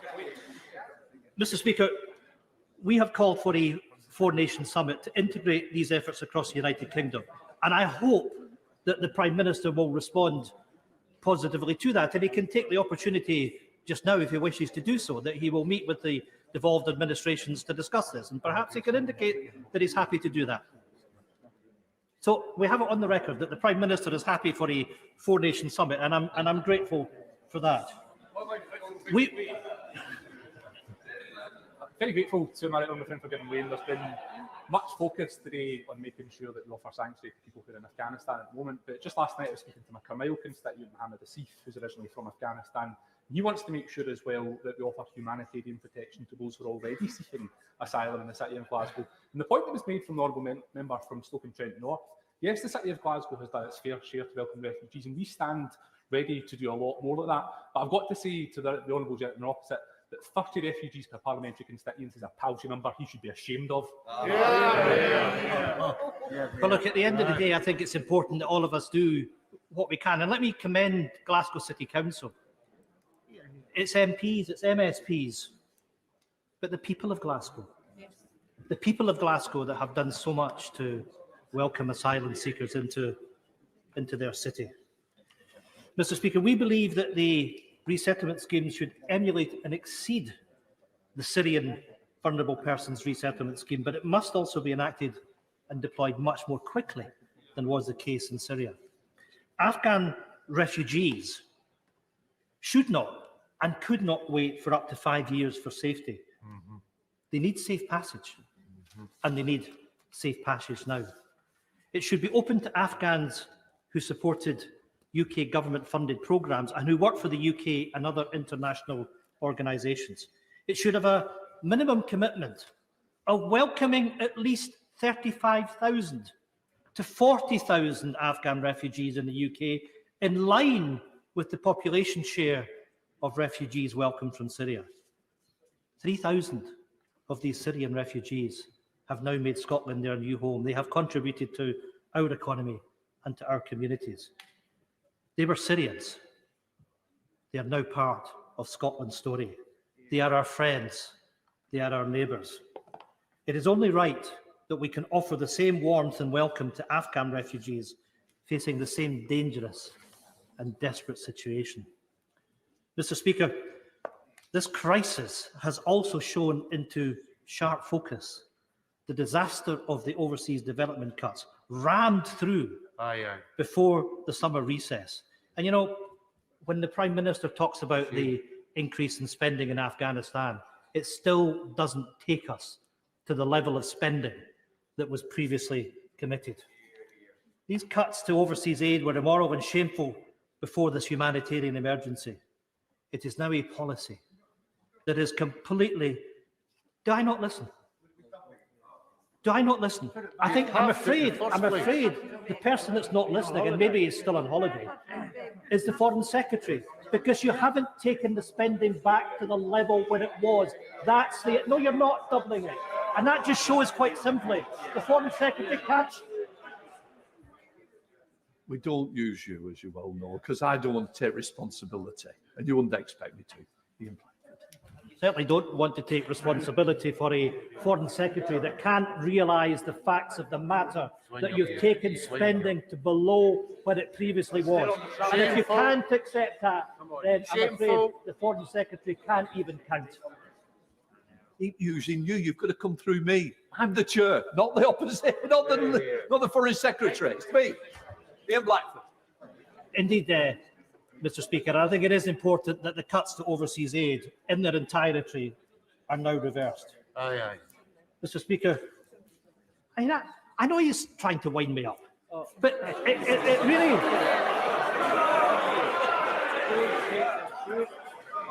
Don't speak to me. When the rest of us were doing what we can over the course of the last few days, the Foreign Secretary was lying on a sunbed. So I'm not going to take any lectures from someone like him. People are facing the worst situation imaginable, and you have a Foreign Secretary that's sitting laughing and joking on the government front bench. A Foreign Secretary that should be ashamed of himself, that is demonstrating he has absolutely no dignity whatsoever. And you can carry on saying that it's been doubled, but I'm afraid... Order! A point of order. Let me just one thing at once. Point of order, Bob Seeley. Mr. Stoby, so we've had 20 minutes. We now have a private conversation between the front benches. Should we not be debating this, sir? I think it's for me to decide, and I have mentioned it twice about both sides trying to antagonise each other, which is not a good idea. Whether it's this front bench or that front bench, shouldn't be responding, or a little bit lower down. And I'm sure Mr. Blackford is coming to the end. He did say it wouldn't take too long. Ian Blackford. Well, Mr. Speaker, this is an important matter, because the fact is that aid spending in Afghanistan is still below what it was meant to be, and the Foreign Secretary hasn't got the decency to understand that and to accept it. It just shows that he is out of touch with what people want in this House, and out of touch what people want across these islands. And perhaps the Foreign Secretary will get a chance to intervene later on, but continuing to chunter from a sedentary position shows really he has no dignity. He ought to earn some self-respect. And Mr. Speaker, when it comes to the issue of aid, it is very telling to reflect on the chasm between the amount invested in this conflict and the amount invested in development. Since 2001, the UK government has spent around 27.7 billion on military operations in Afghanistan. Over the same period, it has spent approximately 3.8 billion in aid. That amounts to 8 times as much spending on military action over supporting communities or helping rebuild the country. These figures alone should make this House seriously reflect of all those priorities, policies and political decisions that have ultimately resulted in this failure. And the failure rests on the shoulders of the Prime Minister and his Foreign Secretary. Billions have been invested to support these failed military decisions, and it is the Afghan people who are left paying the ultimate price. Mr. Speaker, I've concentrated my remarks on the here and now because we understand that the immediate priority must be to do everything that we can to protect lives. But in times, there must also be a chance to review how the UK's involvement in this region went so badly wrong. It is right to put on record today that there must be a future judge-led inquiry into the war in Afghanistan. We owe that to the brave men and women in our military who were sent there, many of them not returning, many of them who paid the ultimate sacrifice. Let me, Mr. Speaker, thank each and every one of them who have given so much to secure peace in Afghanistan. As we exit Afghanistan, it is our forces that have to go back to facilitate our departure, putting themselves on the front line once again. It is little wonder that so many of our service personnel and their families are asking what was our involvement in Afghanistan for. We have let Afghanistan down by the nature of our departure, but we've also let down our military. We should salute each and every one of them. They are right to be angry at the political failure. We owe that inquiry too to the many professionals and volunteers who were led to believe that they were there to support the Afghan people in building their nation. And we owe it to the future that such a massive foreign policy failure is never again repeated. Mr. Speaker, it is clear that Afghanistan did not go from relative stability to chaos overnight. The current situation is an acceleration of an existing state of affairs in which the UK, the US, and the Afghan governments were seemingly unaware. The exit strategy wasn't properly planned, so it appears that the only people who were planning were the Taliban. There remain so many massive questions for the Prime Minister and his government. How did 300,000 men of the Afghan National Defence and Security Forces seemingly vanish overnight? Why was so much trust placed in an Afghan government that equally disintegrated the moment that foreign troops left? Why didn't the UK government push for a United Nations-led exit strategy rather than silently sitting on the sidelines as the US made their decisions? Although history may well cast the final verdict on many of these questions and decisions, we also need the answers and accountability that only a judge-led inquiry can ultimately bring. In conclusion, Mr. Speaker, You're appalling. Here. Show yourself. In conclusion, Mr. Speaker, I began my remarks by saying that we are witnessing a humanitarian emergency from afar. But the sad reality is that this isn't by any means close to the first tragedy experienced by the Afghan nation. The story of Afghanistan is a country and a people torn apart by tragedy time and time again. Over the years, great powers and vast armies have come and gone. It is the Afghan people who have always been left behind. There is sadly no evacuation and no escape from them from foreign policy failure. I am sure for many Afghan citizens, they simply see a cycle endlessly repeating itself. As an international community, we have collectively wronged these poor people for the very best part of a century. We ask the citizens of Afghanistan to work with us. We watched as girls were able to receive an education, as women were able to excel in so many fields, for a light to be lit, pointing a path to a brighter future for so many to benefit from the freedom of opportunity. That light has been extinguished. The future for so many women and girls is one of a dark, foreboding future. We have let them down. It is now time to do the right thing. For those deserving and in need of our aid and our support, now is the moment to act. Now is the moment for leadership. Well done. Could I just suggest, I'm starting with the 7-minute limit. Please try and think of others to try and see if you can shorten your speech to try and get as many in today. We start with Sir Peter Bottomley. Sir Peter. While the best still apply to join our Royal Navy, the Army, the Royal Marines and the Royal Air Force, we can have hope for the future. We weep for the losses, we acknowledge mistakes, we will remember them.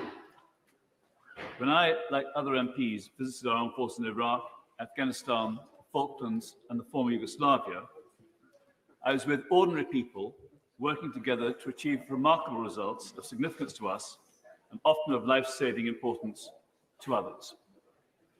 Those who are here on the Saturday debate during the Falklands, I think, found a rather different style of debate when people were united in what we ought to try to achieve.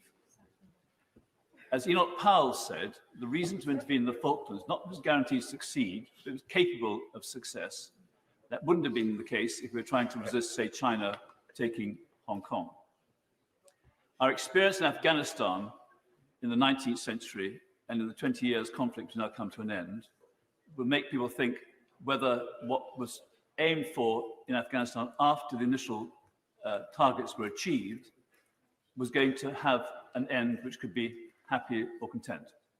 I don't think it was an example of trying to resist nationalism, because the forces within Afghanistan are multifarious and have great histories, which I won't go into now. The second debate, which I've read up on and a number of times during my parliamentary service, is the Norway debate, where again there were some speeches of most remarkable intelligence and experience, and others which frankly I think people should have been slightly ashamed of. We have to learn that what this parliament can do, which is not to be government, but to try to question government, support government where appropriate, get them to change at times. And on the question of whether there should be an inquiry, I think it'd be interesting to hear the views of the chairman of the Select Committee for Defence and Select Committee for Foreign Affairs, either today or at some other time, because I think that would be useful. I don't want to spend too much time because I want to make up some of the time that was used by the right honourable gentleman, my friend from the SNP, who, when he said he was concentrating, seemed to have lost his concentration once or twice. And when he said he was being wound up, some of us thought he ought to be wound down.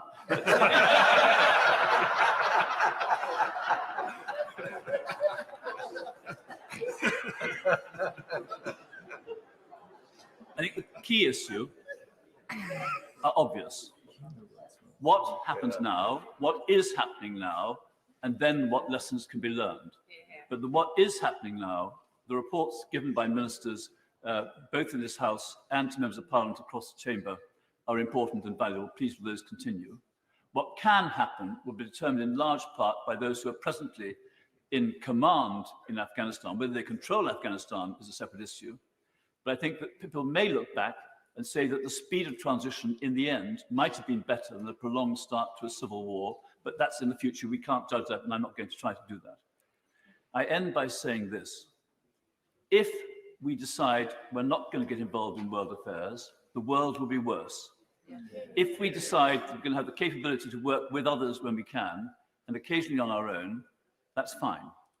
But as Parliament, we ought to be aware we probably made a mistake in backing government over one of the Iraq wars. In my view, we certainly made a mistake in not backing government over Syria. And if you compare the number of people who died in Syria, the refugees around the world, and compare that with Afghanistan, I think we probably should be ashamed of our vote then over Syria.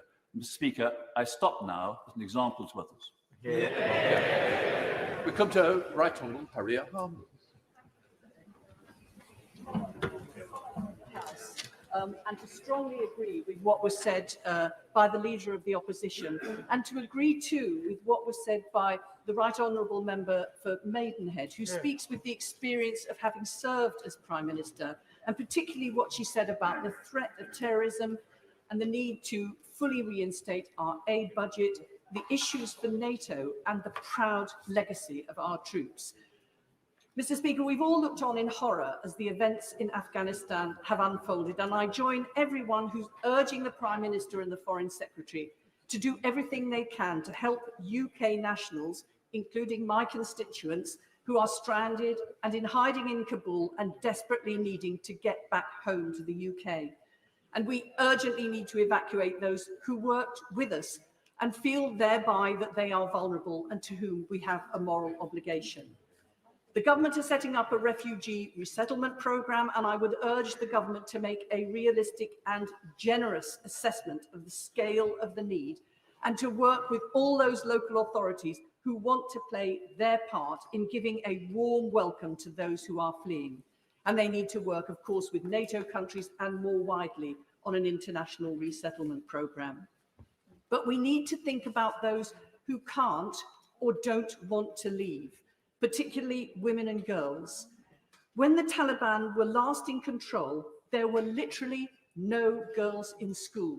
Now, or at least up until the Taliban took over again, 40% of school children are girls. So there has, over the last 20 years, been a whole generation of girls who've been educated and a whole cohort of young women who've been able to work and want to continue to. When the Taliban were last in control, there were no women in public life, no women to speak up for other women. Women were silenced. Now there are 69 women Afghan MPs. Indeed, 3 years ago, one of them, Eli Ershad, came to this chamber to participate from that front bench, to participate in our Women MPs of the World Conference, and was welcomed by the former Prime Minister to number 10 Downing Street. The President has fled, but Eli is staying in Kabul with her daughters, in solidarity, she says, with her people. What courage! The Afghan army has retreated, but so many Afghan women are standing their ground. All those women politicians and activists are determined not to let the progress of the last 2 decades be crushed. They now face great jeopardy, and I know the whole House and the Prime Minister and the Foreign Secretary will express publicly our solidarity with and admiration for Afghan women MPs who, as parliamentary pioneers, having stepped forward into public life to make a reality of democracy for that half of the population of Afghanistan who are women and girls, now, in the face of such an uncertain future, are determined to protect and defend those rights. And as to what we can do, I would say, don't just listen to the male leaders about what we need to do for women. I would say to the Foreign Secretary, don't just speak to the men. Pick up the phone to those women, Afghan MPs. Ask them what we can do to support women and girls in Afghanistan, and then do it. Sorry, who have you given way to? No, she's finished. She's You've finished. finished, oh. Right, let's move. Yeah, move on, move on. Have you finished? Right. Tom Tugendar.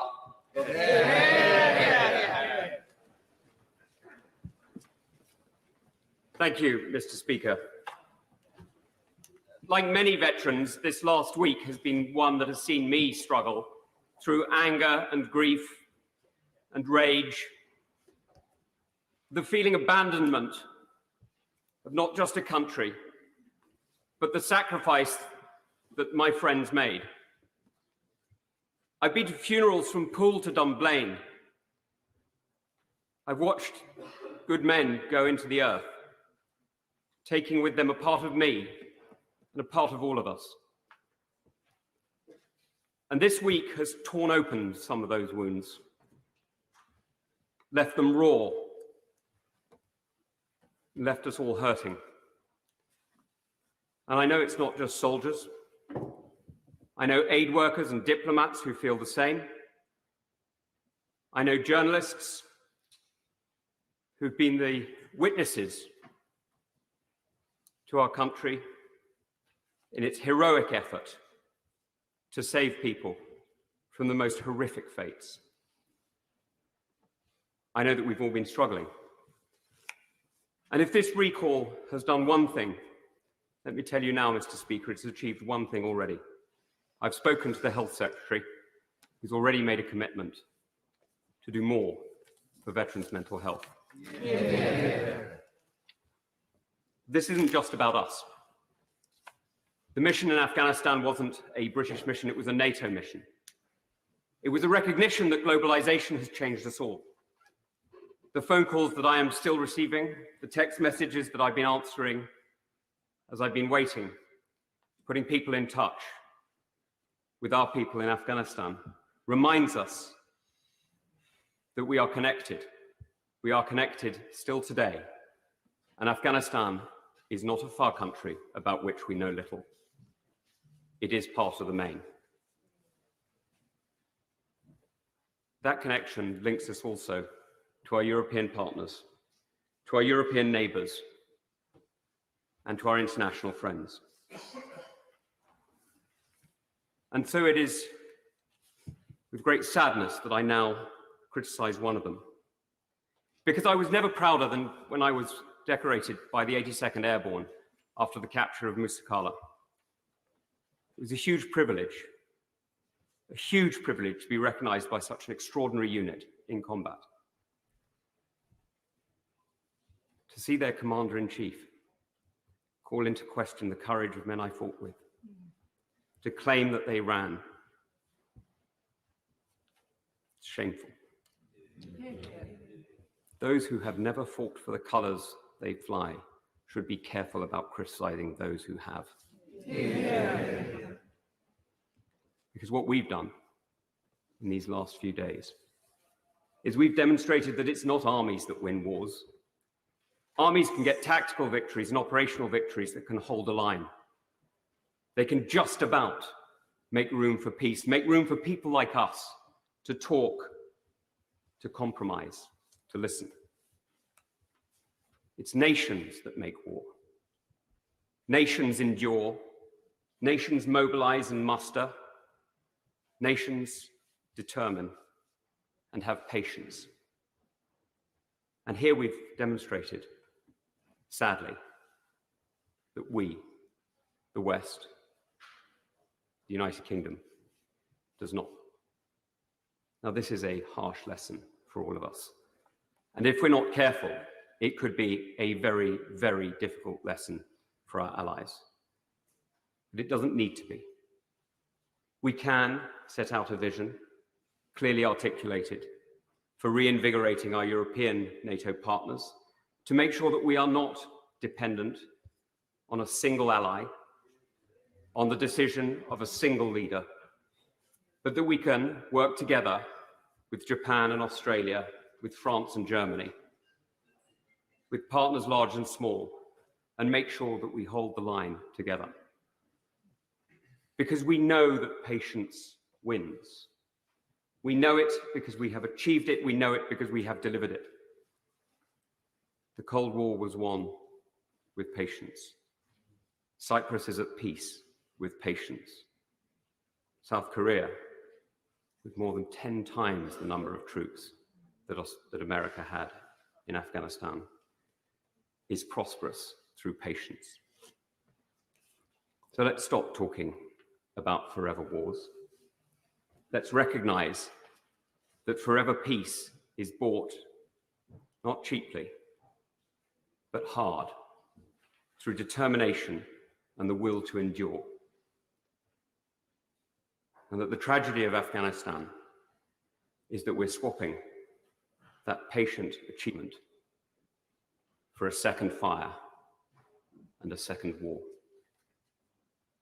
Now we need to turn our attention to those who are in desperate need, supporting the UNHCR, the World Food Programme, and so many other organisations who can do so much for people in the region.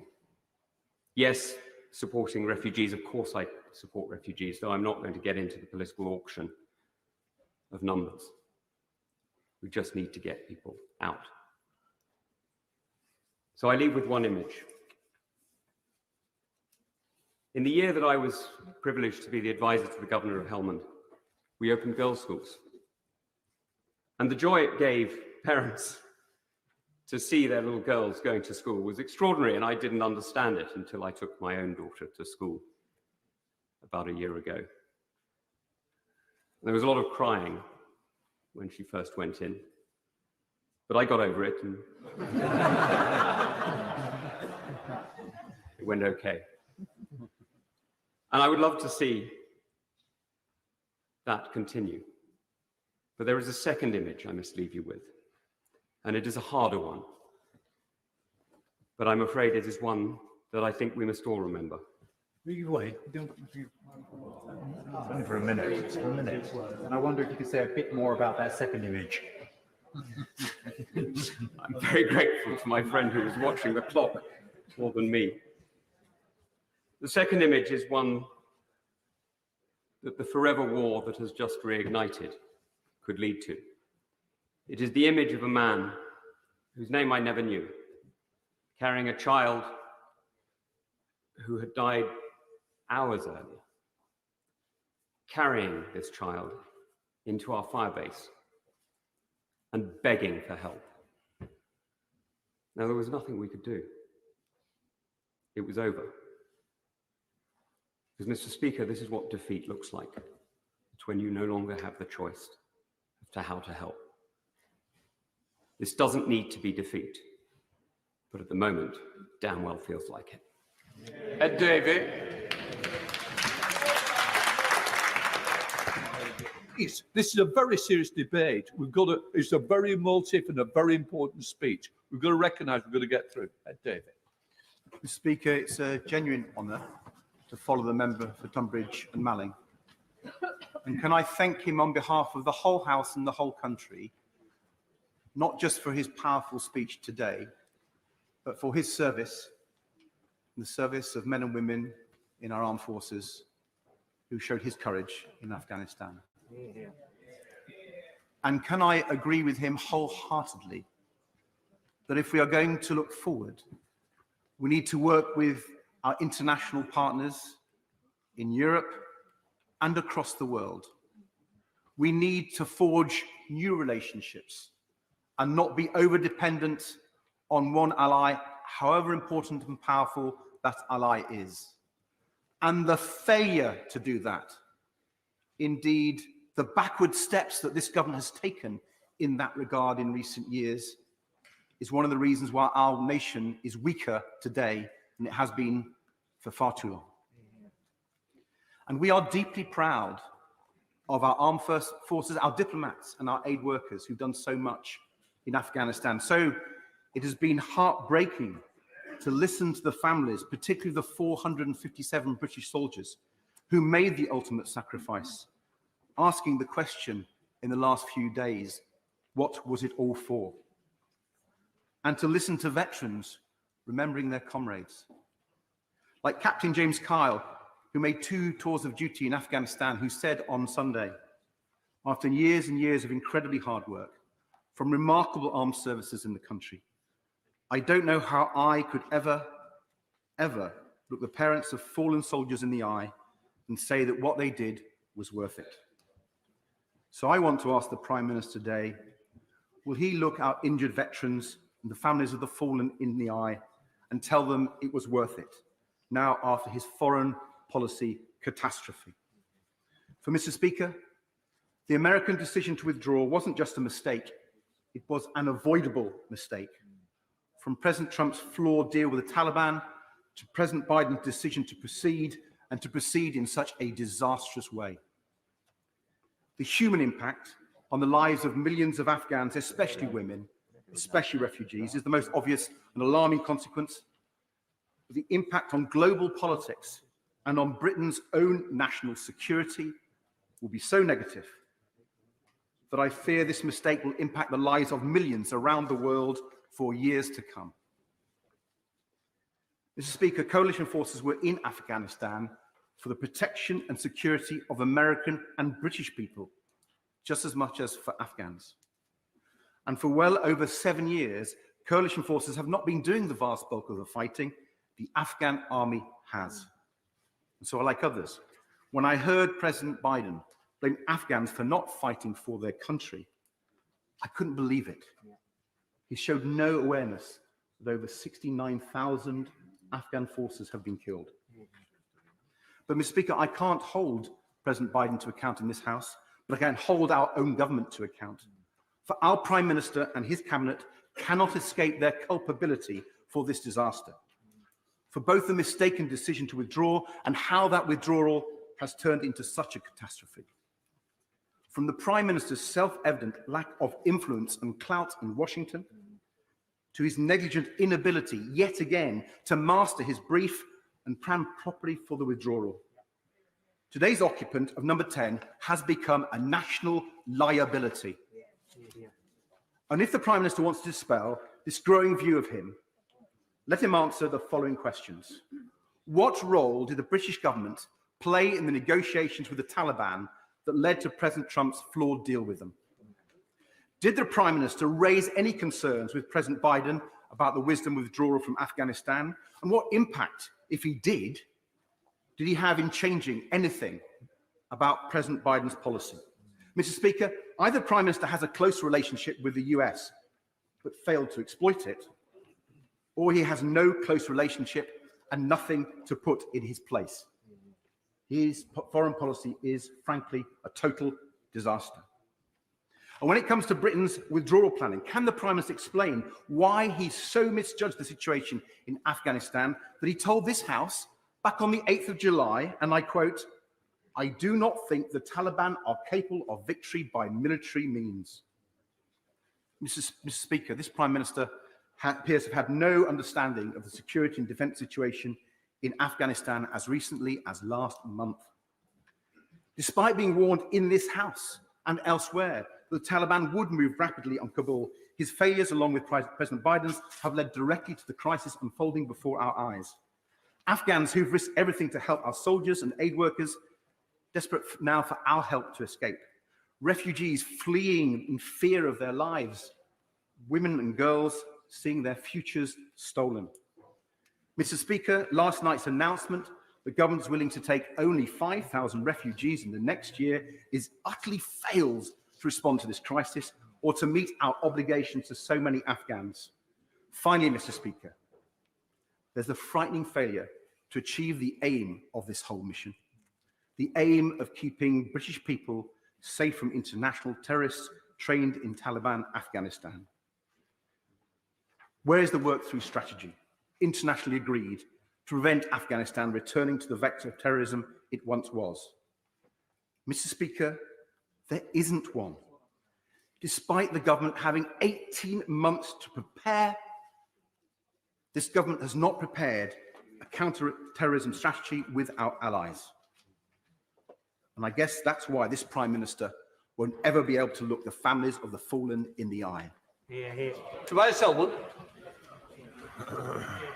Thank you very much, Mr. Speaker. I don't often mention my brother, Jonathan, who was killed by Al-Qaeda affiliate in Bali in 2002. It prompted my personal interest in Afghanistan, a distant country I would visit a dozen times over the last 2 decades, to better understand what we were doing to help rebuild this troubled country. And I pay tribute to our armed forces for what they did and what the Defense Secretary and the armed forces are doing today in the evacuation. So it's with utter disbelief seeing us make such an operational and strategic blunder by retreating at this time.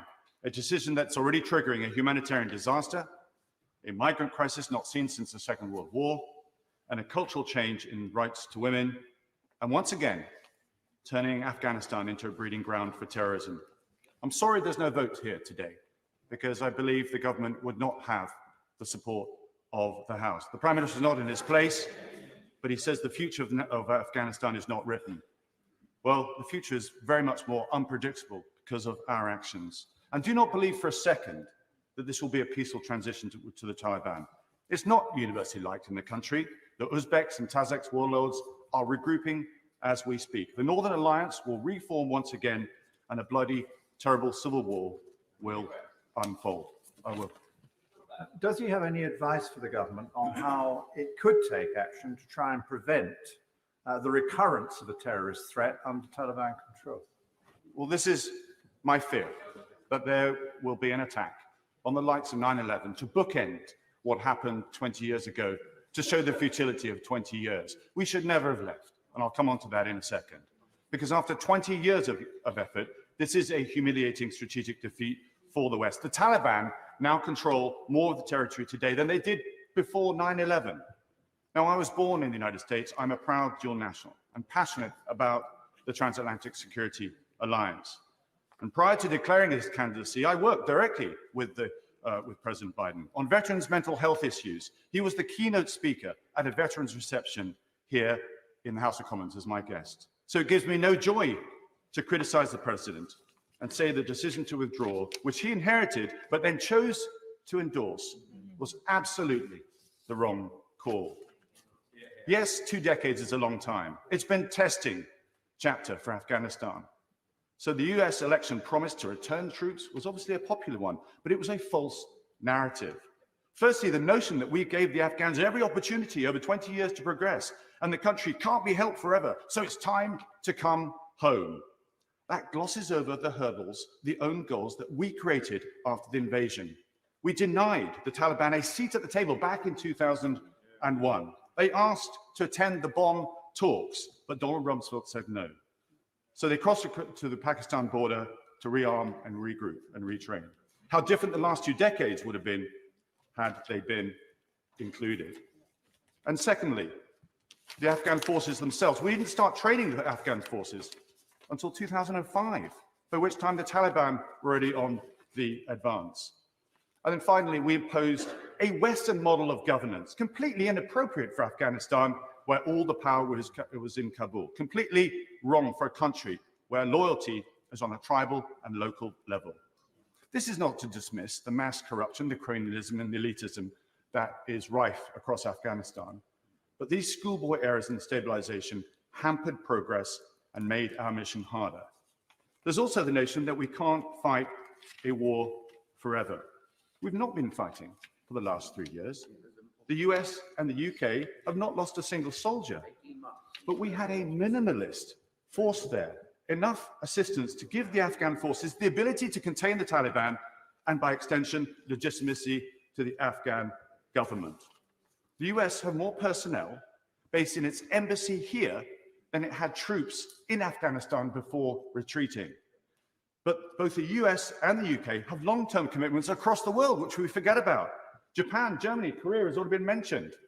Djibouti, Niger, Jordan, Iraq, ourselves in Cyprus, and Kenya, for example, the Falklands too. It's the endurance that counts. Success is not rated on when you return troops home.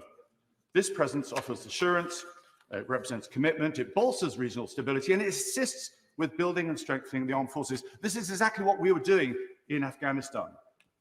And last year, the Taliban were finally at the negotiation table in Doha. But in a rush to get a result, Trump struck a deal with the Taliban, by the way, without the inclusion of the Afghan government, and committed a timetable for drawdown. And all the Taliban had to do was wait. And the final question about whether the UK can lead or participate in a coalition without the US, well, where is our foreign policy determined? Here or in Washington? Our government should have more confidence in itself. Very briefly. I'm grateful to the honourable member, and he's making perfectly reasonable and justified criticisms of the way the American government have come to the decision to leave in such haste. But like a number of other honourable and right honourable members, the implication of his speech is somehow we could have had an independent Afghan policy without the Americans. Can you explain how? Well, firstly, the Americans are not leaving Afghanistan. This is a complete myth. The CIA will remain there, as will special forces and the drone oversight as well. Why? Because they'll be haunted by another terrorist attack. It's the political inclination. It's the leadership that is disappearing because of an American president or two American presidents. And that's where we could have stepped forward and filled the vacuum, but we didn't. We need to have more confidence as a government in ourselves, as we did, in fact, in the last century. Illustrated, I thought this was what was in our DNA. We have the means, the hard power, the connections to lead. What we require is the backbone, the courage, the leadership to step forward. Yet when our moment comes, such as this, we are found wanting. We have some serious questions to ask about our place in the world, what global Britain really means, and what our foreign policy is all about. We must raise our game. Why? Step back. We seem to be in denial about where the world is going. As I've said in this House many times, threats are increasing. Democracy across the globe is under threat. Authoritarianism is on the rise, and yet here we are complicit in allowing another dictatorship to form as we become more isolationist. Tell me, what was the G7 summit all about? The Western reset to tackle growing instability, not least China, Russia, and Iran? Take a look at the map. Where does Afghanistan sit? Right between all three. Strategically, a useful country to stay close to. Now we've abandoned it, and the Afghan people as well. Shame on us. I hope the government thinks long and hard about our place in the fast-changing world. Bigger challenges, bigger threats loom over the horizon. We are currently woefully unprepared and uncommitted. We, the UK and the West, have so many lessons to be learned. I repeat my call for an independent inquiry. We must learn these lessons quickly. The West is today a little more weaker and the world a little more dangerous because we gave up on Afghanistan. Mahmood.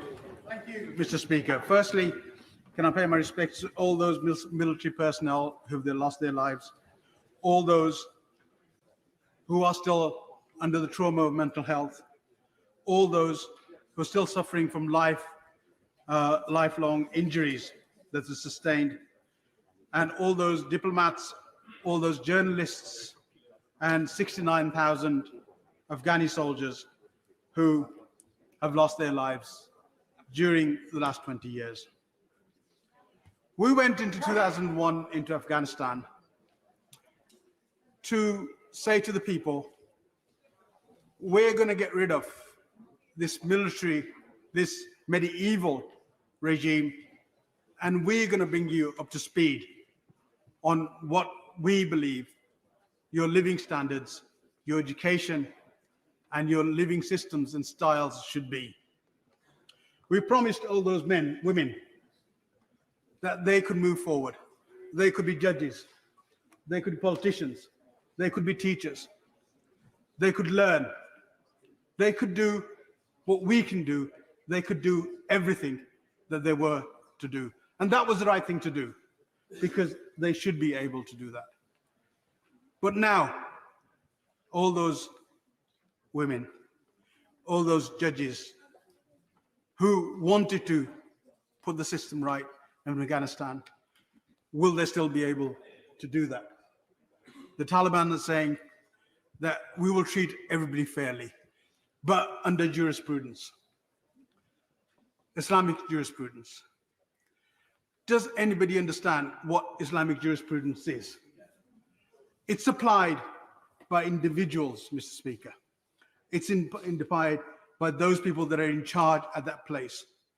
It is applied by those people who sit in judgment. Their jurisprudence can be different from anybody else in that area. So when we say, okay, well, they've given us these guarantees, we need to look at what those guarantees will mean to those women and how they're going to be treated. Over the last 12 years, we've taken no real action in Afghanistan. The Obama government dithered as to what they wanted to do. The Trump government didn't know what it was doing and tried to do backdoor deals and did backdoor deals with the Taliban. The Biden government has just come in and without looking at what's going on the ground, has decided to take a unilateral decision, throwing us and everybody else to the fire, and decided to withdraw in a manner that no military person of any rank would perceive fit in the arena that those people are serving in. What we did wrong during that period, and as the Right Honourable Lady from Maidenhead and the Right Honourable Member for Bournemouth East said, we didn't understand the government. We didn't understand how they worked. Afghanistan has never been part of Kabul as an only entity. Of those people who ran the government that we placed in, totally corrupt, hardly any mandate, and were there for themselves. As we've seen, as the current president has run away, leaving all those brave women to stay and believe in what they believe in. That is the government that we supported. Had we had looked at the regional possibilities, had we looked at the regional government and what was going on, the regional warlords, the regions, what they were playing at, we would have understood what the force of the Taliban was. We'd have understood what their training was. We'd have understood how many people that had been gathering in their ranks. We didn't do that. And that is why we're suffering these consequences. President Biden has decided to pull out because he doesn't believe there now is a direct threat to the US. I don't know where he's got that intelligence from, but let's see how that goes. But what he needs to understand is this is not just about the terrorist threats emanating from Afghanistan. This is also about the economic war in the region that is going on. By vacating Afghanistan, by not speaking to its neighbor Pakistan, he will now provide a clear corridor for China and Russia to come through. And that is the one thing that is not about a 20-year-long war. That is about the current situation, the economy, and the position of that geographic area. And I hope that he would understood that, but unfortunately, I don't think he's managed to understand that. I just very quickly, Mr. Speaker, on the issue of refugees. First of all, what we need to do is to ensure that those refugees currently fleeing into Pakistan, hundreds of thousands of people are crossing that border. The Prime Minister didn't once mention what relationship he has, what work he's doing, what support he's going to give to that region, to Pakistan, to speak to them about what to do. Because if we don't support those refugees, if we don't understand what's going on, then what will happen is that those people will be left to the all those people traffickers who are out there exploiting them, children losing their lives in the seas, and God knows where else, because we need to coordinate this. We know enough about this, and we need to be able to move forward and not have the mistakes that we already made. We need to work this properly, look to the region, support the people at the source, and resolve these issues, and not leave it to the very end. Thank you, Mr. Speaker.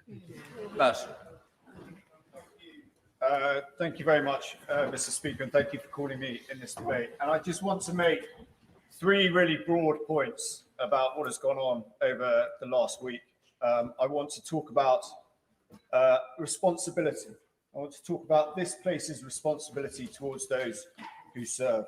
I want to talk about our Afghan friends and our Afghan partners. And I also want to speak to and for, if I can, a number of veterans of that conflict who I've spoken to over the last week. When it comes to responsibility, can I just urge ministers to be very careful around talking exclusively about the Americans? We are very clear, and it is well understood, that they are the framework nation, or were the framework nation in Afghanistan. But people who join the military from council estates in Plymouth, Newcastle, Stoke, Birmingham, they do not serve the American flag. They serve the British flag. Absolutely. They're proud to do so. They do it at the behest of ministers in this place. And it dishonors their service to simply say the Americans have left, we are leaving. We do not spend £40 billion a year on a tier one military to be unable to go out the door without the Americans. And the taxpayer does not expect that. And I would urge ministers to take responsibility for the decisions they make, particularly when talking with the families. I want to talk about our Afghan friends and partners. And I'm pleased with the announcement today around refugees. It's a good start. Okay, people can talk numbers, they can say we want more, we want less. Okay, the reality is it's basic maths, right? We are not going to get everyone out of Afghanistan who we promised to. Okay, so we can say we want more, we can say we want less. But the truth is as well, we have to be honest in this place. Okay, and campaigners have for many, many years campaigned against this relocation scheme, the previous intimidation scheme, and said it wasn't good enough.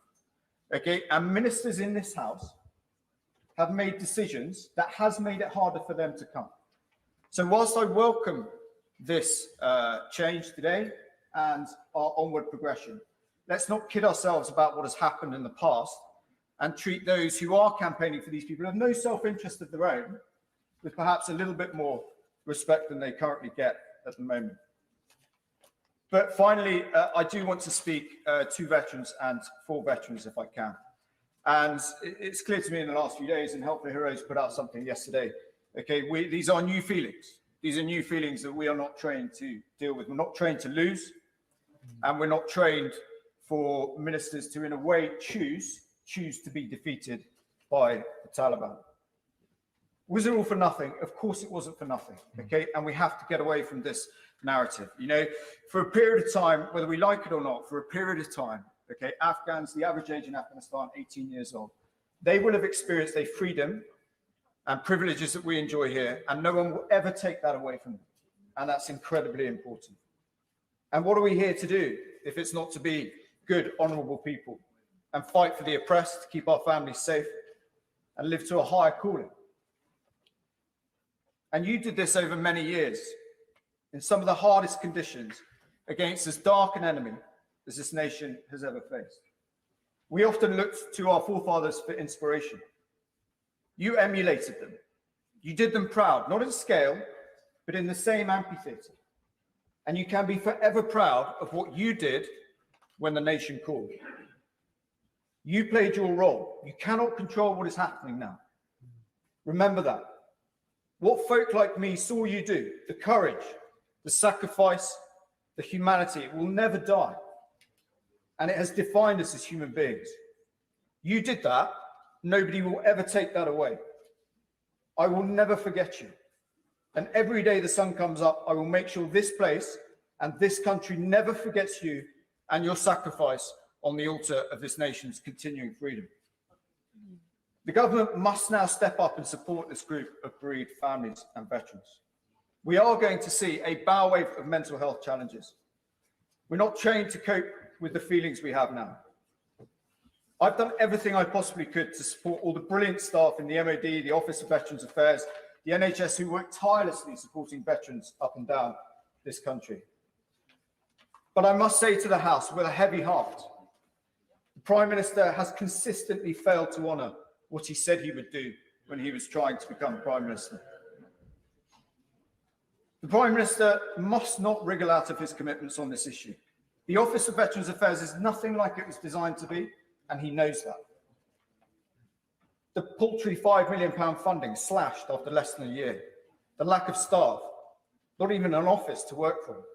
Even today, the brilliant staff at the Office of Veterans Affairs simply cannot cope with the scale of the demand. And whilst his predecessors may get away with a certain degree of ignorance in this space, I'm afraid, Prime Minister, you have no excuse on this issue. It is a political choice. The ambivalence needs to end. He needs to step up and listen to the charities, listen to veterans, not those you choose to employ around you, who do not believe veterans' issues are worth the political capital required. The nation cares. We will make this government care. The scale of this challenge in dealing with this Afghan generation is only just beginning. I'd like to pay tribute to everybody who has spoken up in this debate, but particularly those who don't have a vested interest in Afghanistan and can see the inherent injustice of what is happening now. And thank you, Mr. Speaker, for recalling this House today. Thank you very much, Mr. Speaker. It's a great pleasure to follow the honourable member for Plymouth Moorview, as it was the honourable members for Bournemouth East and Plymouth and Tonbridge and Malling, all who spoke with great eloquence. Like many honourable members, I'm sure, I'm racked with a profound sadness at the catastrophe that we've seen unfolding in Afghanistan. Above all, it is an unspeakable tragedy for the people of that country, who after generations of conflict now live under a terrible cloud of fear and repression. Who could fail to be moved by the agonizing scenes from Kabul airport just this week? How desperate must you have to be to want to cling onto the side of a moving aircraft? These past 20 years have been a struggle for peace. We tried to break the cycle of war, to give hope to women and girls. We tried to give the Afghans a different life, one of hope and one of opportunity. But the catastrophic failure of international political leadership and the brutality of the Taliban has snatched all of that away from them. The new administration in Kabul should know that they will be judged not by their words, but by their actions. The world is watching. And Mr. Speaker, I also want to reflect on the service and the sacrifice of our brave servicemen and women who throughout showed outstanding professionalism and courage. But as the honourable member from Plymouth Moorview said just a moment ago, recent developments have hit them hard. They're grappling with the question about whether all of the effort, the sacrifice, was really worth it. They're again grieving for fallen comrades who didn't come home. But whatever the outcome is in Afghanistan, those men and women and their families should be proud of their service, and we must be proud of them.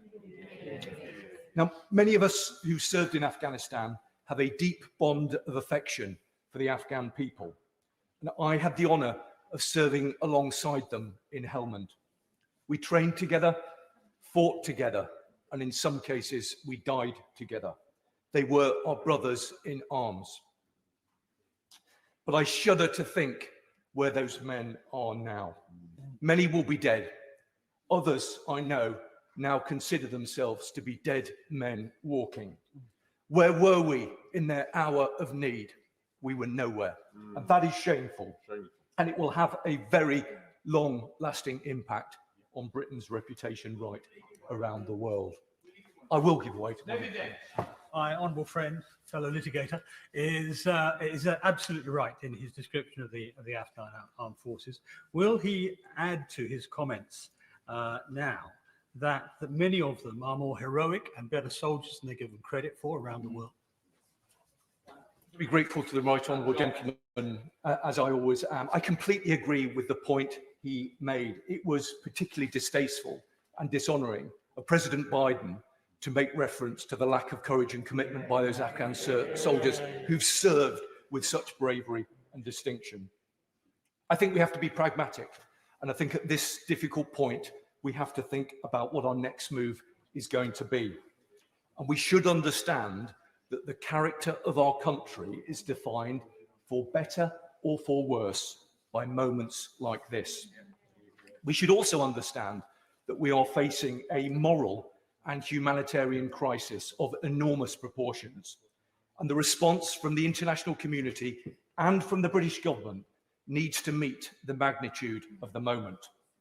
So, step up the statecraft, engage with international allies and alliances, and with regional partners. And although it is a particularly bitter pill to have to swallow, we must engage diplomatically with the new regime in Kabul.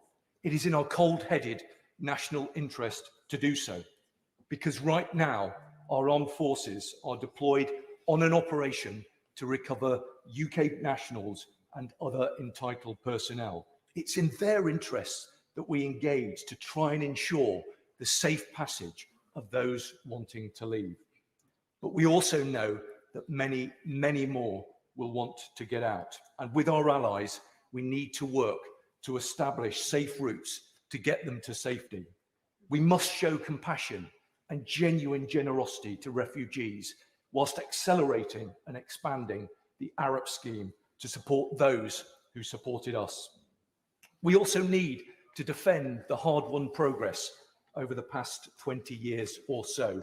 Girls in school, women in parliament and in the judiciary.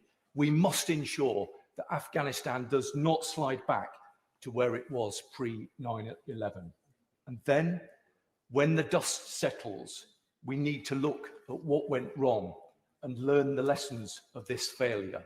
Why, despite all of the effort, we couldn't build an Afghan state free from corruption with the legitimacy and competence to balance the competing forces within that country, and what that now means for our foreign and defence policy in this country. Regardless of all of that, we must remain engaged. We must show leadership.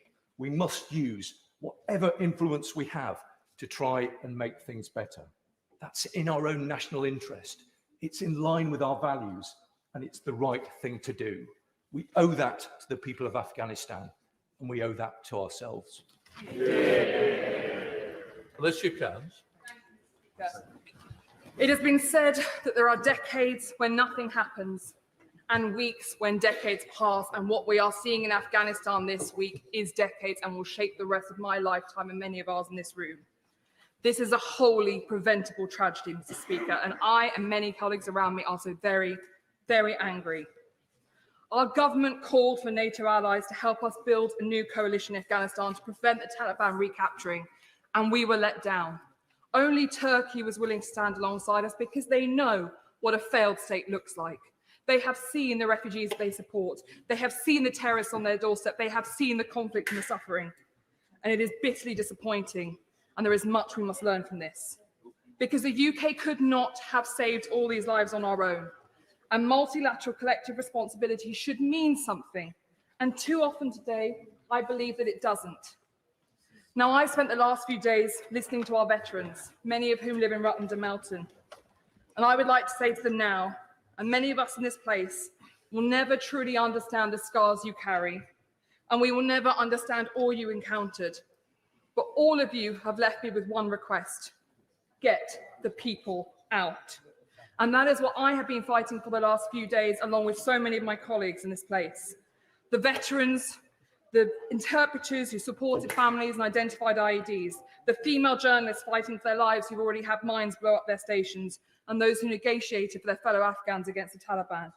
And I must thank the Defence Secretary, because he has been constant in his support every hour over the weekend, helping me to get these people out, so I thank him for his time. This must be our priority, getting people out, and I welcome the Prime Minister's G7-led multilateral refugee programme. We have to get non-combatant evacuations proceeding at pace, but we are only operating with the consent of the Taliban, most certainly at the airport, and that can be withdrawn at any time.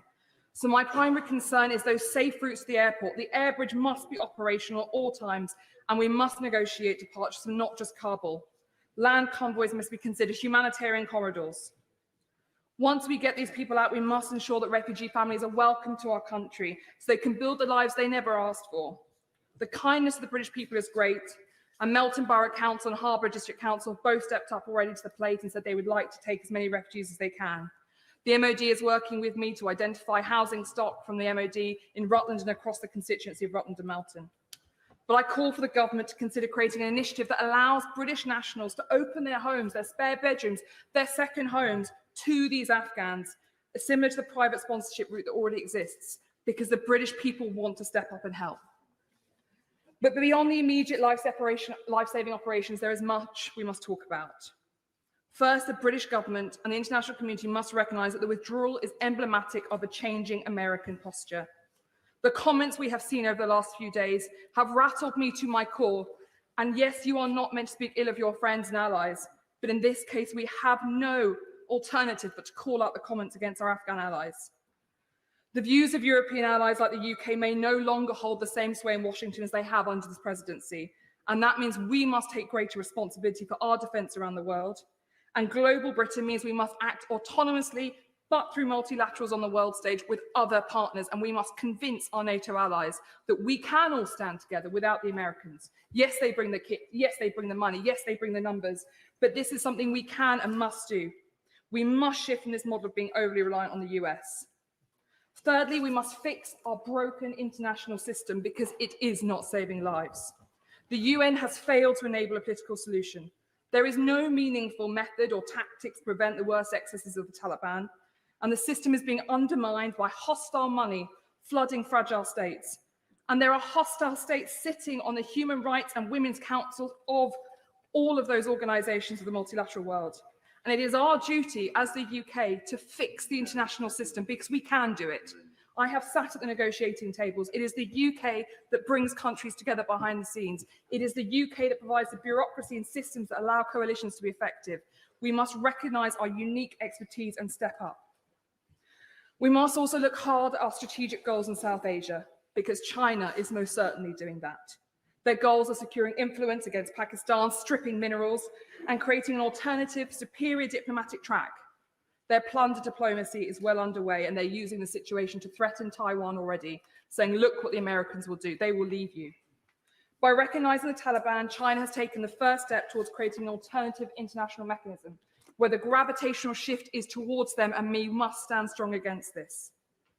I also urge caution about our posture towards the Taliban, because I must confess that I see it as simply platitudes being laid before the international community, little more than a tactic to allow the Taliban to consolidate their control, to avoid sanctions, keep the aid money rolling in, root out all those on their hit list, and avoid UN Security Council measures. Perhaps I'm wrong, but Pashtun Wali tells us that Taliban intent includes justice or revenge as one of the core tenets of their society and way of life. We must also adequately monitor Al-Qaeda. The human cost of this withdrawal is monumental, but the strategic consequences risk being so much greater if we do not learn the lessons of the last few decades. We must properly focus on atrocity prevention. The new conflict centre, which I fought for, must lead our way in deciding how we become more strategic. We cannot be everywhere in this world, and we cannot rescue every mission, but we can work on two core principles. The first is to protect our nation, protect our people, and protect our prosperity. And we must be single-minded in our focus on this and incredibly strategic. And the second must be to live up to our promises so we can look those in the eye to whom we've made promises, to whom our veterans made promises, and stand squarely behind them. I think we can't go wrong if this guides us in our foreign policy. And finally, Madam Deputy Speaker, I wish to thank our armed forces and our border staff and our Foreign Office staff and Sir Laurie Bristow for the heroic work they are doing to get people out. I've worked in the crisis centre. I know the hours they're working. We are so grateful to all they are doing, putting their lives at risk for the duty and responsibilities of this House. Madam Deputy Speaker, we speak today in a changed world, and I have no doubt that we will open our hearts to the people of Afghanistan, and together this House must mourn those who are left behind and those who will not make it already. But our singular purpose has to be atrocity prevention in the future, recognising where the threats to this country lie, making sure we are single-minded in our focus of challenging those and protecting our people, and making sure that the world that has become darker this week and more uncertain is one where at least we know the light which we will follow ourselves. Thank you, Madam Deputy. Diane Abbott.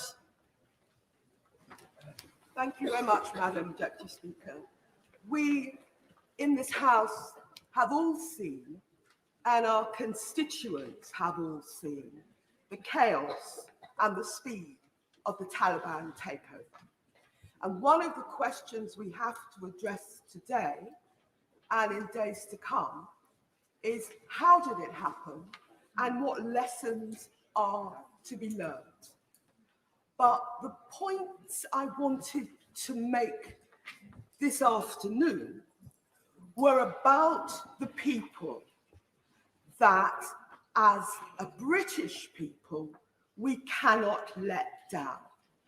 First of all, we cannot let down the British veterans who over 20 years fought in Afghanistan, particularly in Helmand, one of the most dangerous provinces to fight in, I understand.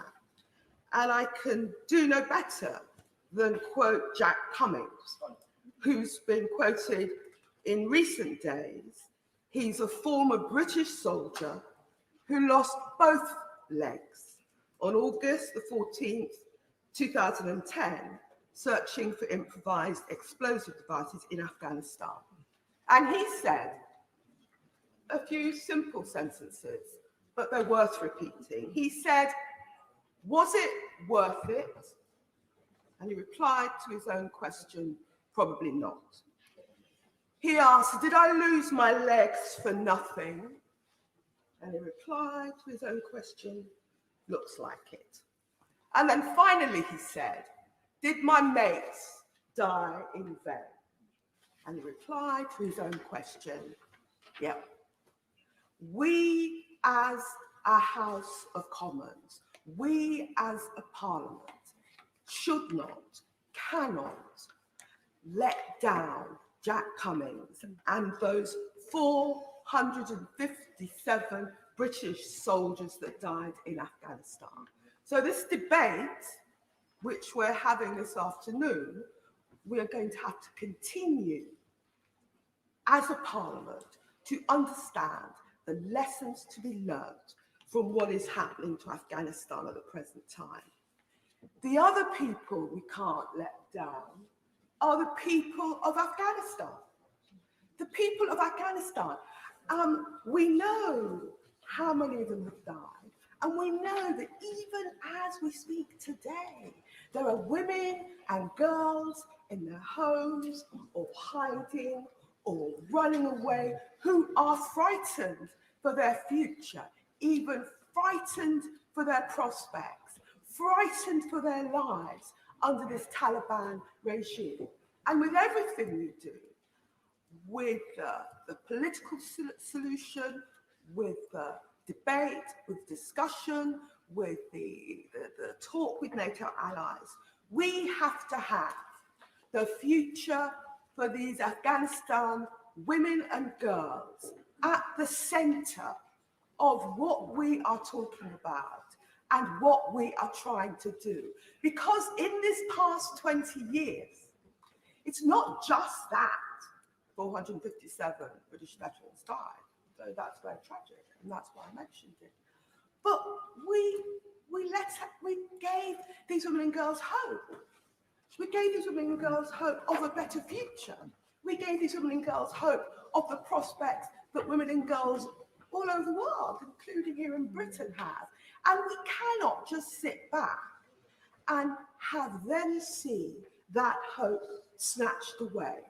So we cannot let down the people of Afghanistan, and we cannot let down those women and girls. And finally, we cannot let down the refugees that we know will be pouring out of Afghanistan.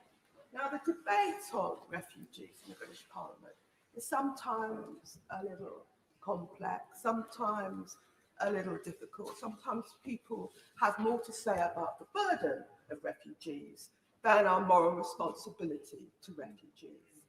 But as someone who was in this House 20 years ago, when we voted on an adjournment for this military intervention, we have an extraordinary moral responsibility to these refugees. We have a responsibility to towns and cities all over this country, in Scotland, who may well need more support from government, more finance from government, but we cannot let down those refugees.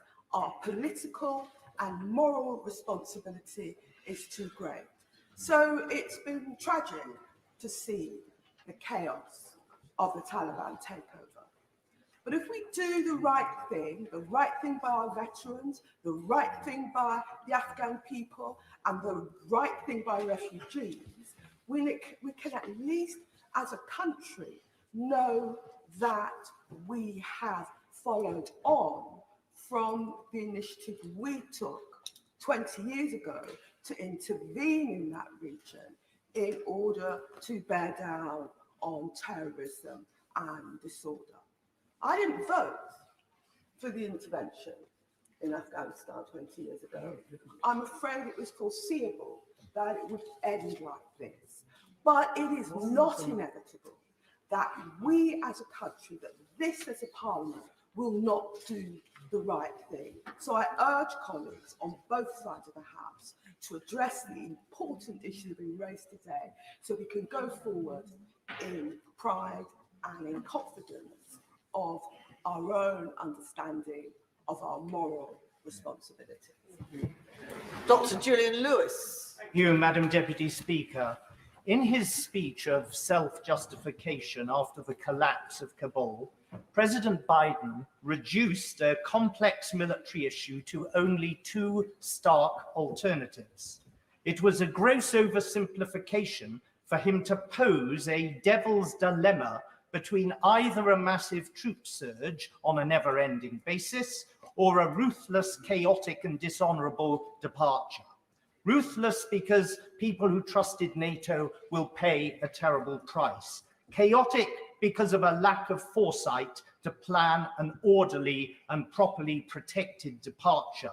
Dishonorable because even if our open-ended nation-building micromanagement strategy was wrong, as I think it was, in 20 years we created expectations and obligations which those who relied on us had a right to expect us to fulfill, as the Right Honourable Lady has just said for Hackney North. It has been pointed out correctly that for 20 years, NATO operations in Afghanistan succeeded in preventing further al-Qaeda attacks on the West being launched under Taliban protection. That was indeed the key outcome. But unless we choose a better future strategy, the threat of its reversal is all too real.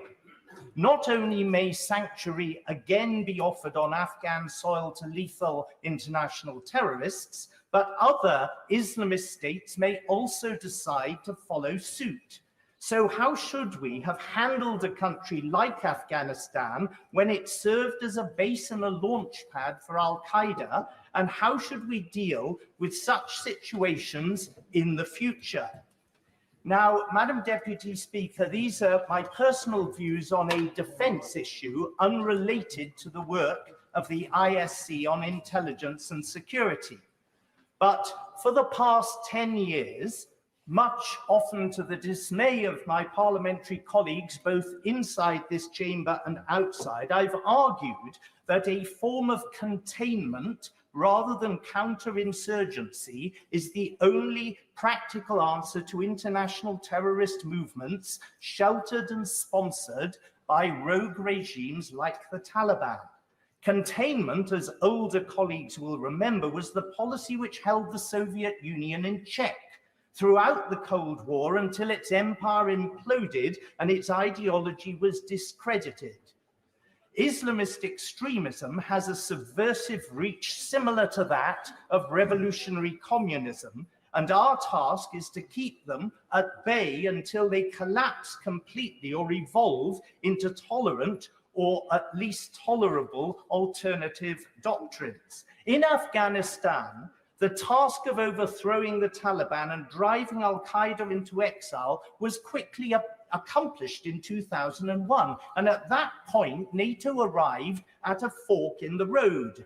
The option, as we know, which was selected, was an open-ended commitment to impose a Western version of democracy and protect it indefinitely in a country which had a strong sense of its own political and social culture and which was known to be politically allergic to foreign intervention.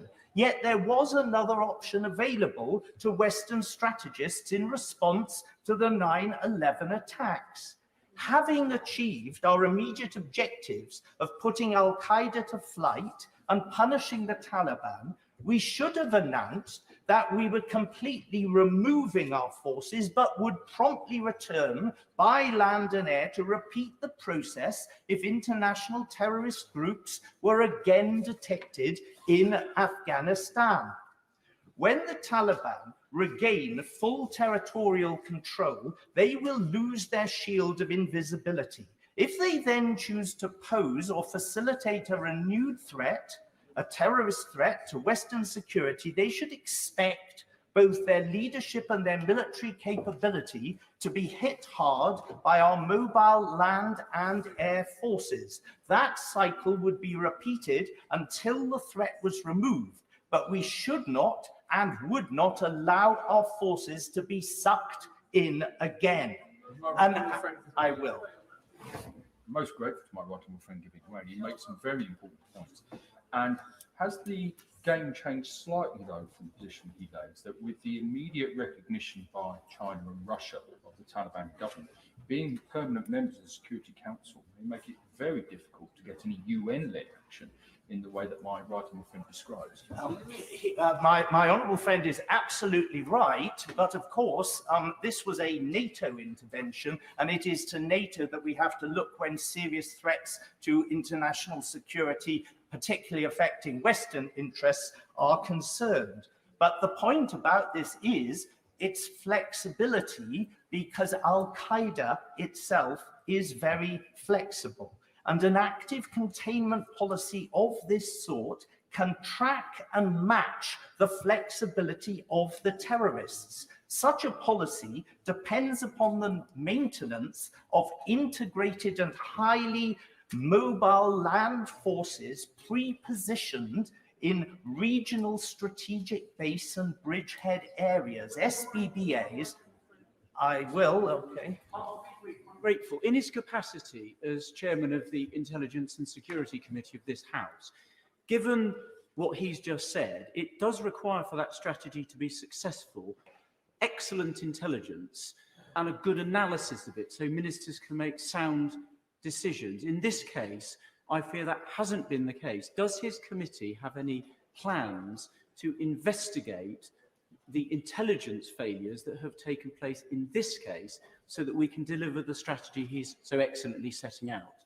Well, I'm glad my right honourable friend approves of the strategy, but I said earlier, this is a speech by me on defence in my capacity, if anything, as a former chairman of the Defence Committee. I'm not in a position at this stage to say anything publicly about what the ISC might or might not agree to do, but obviously his suggestion is pertinent.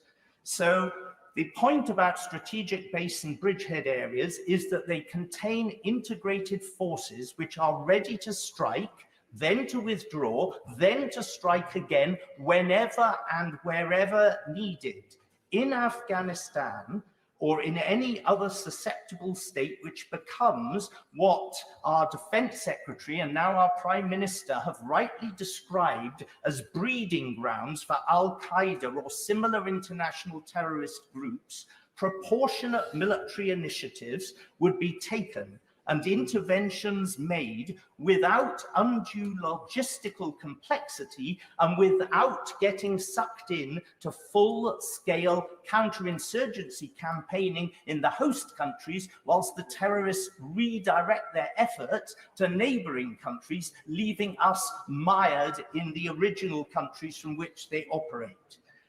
Active containment is the hard-headed solution to an otherwise intractable dilemma, whether to allow terrorists to attack us with impunity or whether to shoulder the unending burden of indefinitely occupying every reckless rogue state which shelters and supports them.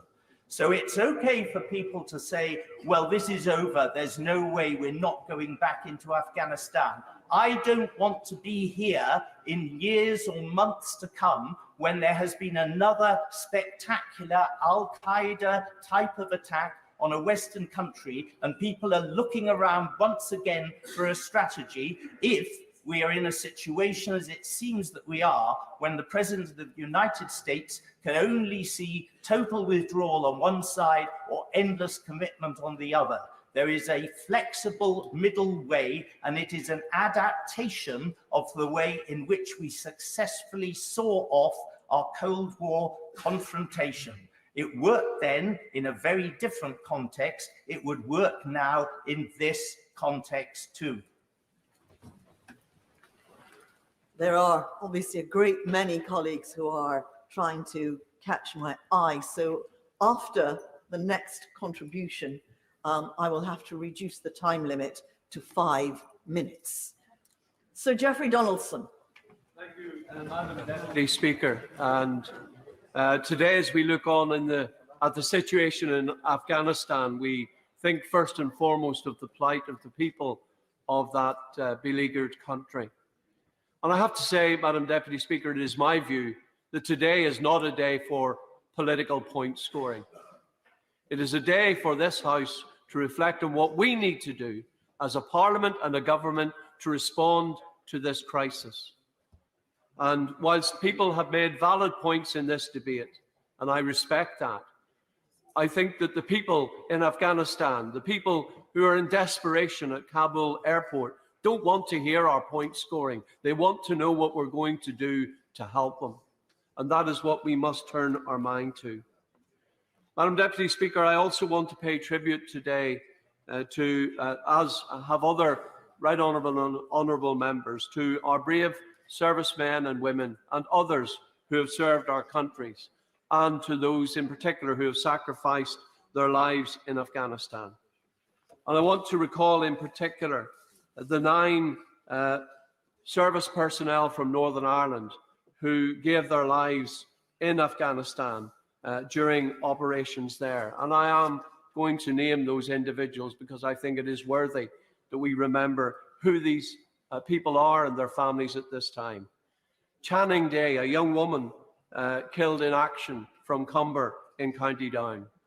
David Dalzell, 20 years old, from Bangor in County Down. Aaron McCormick, 22 years old, from McCosquin in County Londonderry. Stephen McKee, 27 years old, from Banbridge in County Down. Nigel Moffat, 29 years old, from Belfast. David Patton, 38, from Akadui in County Antrim. Neil Turkington, 26, from Craigavon in County Armagh. And in my own constituency, Stephen Walker from Lisburn, 42 years old, and Captain Mark Hale, 42 years old, from Dramara in County Down. Almost all of the counties in Northern Ireland, indeed probably all of them, represented by that roll call. We're very proud of our armed forces and the fact that during the campaign in Afghanistan, more reserve forces from Northern Ireland were deployed from our region than from any other part of the United Kingdom. The willingness of our men and women to give up their time to volunteer to serve in our armed forces needs also to be recognised. And we support them. And I certainly don't adhere to the view that their sacrifice was in vain.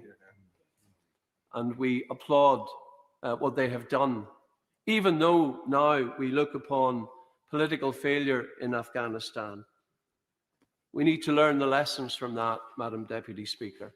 We need to understand what has gone wrong. But first and foremost, we must look to the humanitarian assistance that is now urgently required, and especially to those men and women who supported our armed forces in Afghanistan. And I've, like many in this House, have had veterans contact me, knowing interpreters, civilian staff who worked in Camp Bastion, in other military bases occupied by the British Armed Forces, desperate to know what we're going to do to help those men and women who now face, well, goodness knows what plight they may suffer at the hands of the Taliban.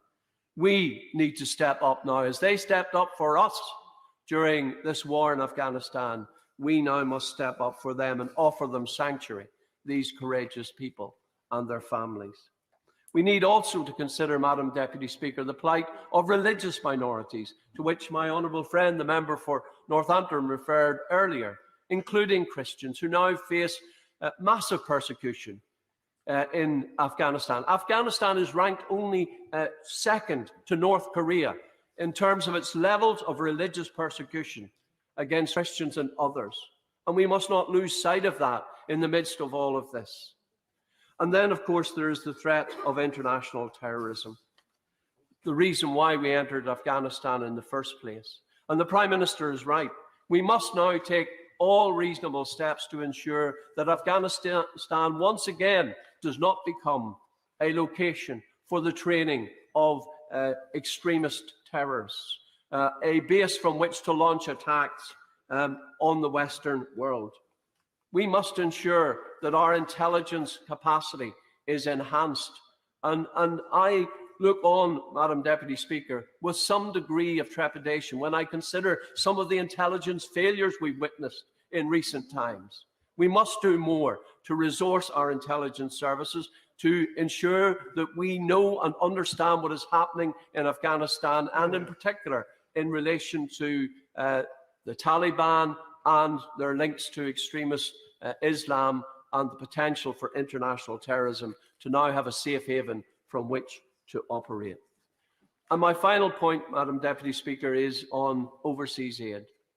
I'm not going to point score here, but I will simply make the point that we cannot seriously at this time contemplate cutting our international aid budget when people are in absolute desperation. It is a mark of this country that it is strong in its humanity, in its desire to help others. And we must do that now. And stepping up to the mark doesn't just mean in military terms. It doesn't just mean in defense terms. It doesn't just mean in political terms. It means with our heart as well, and that we reach out to those who are in need. We ensure they have the support and the resources they require.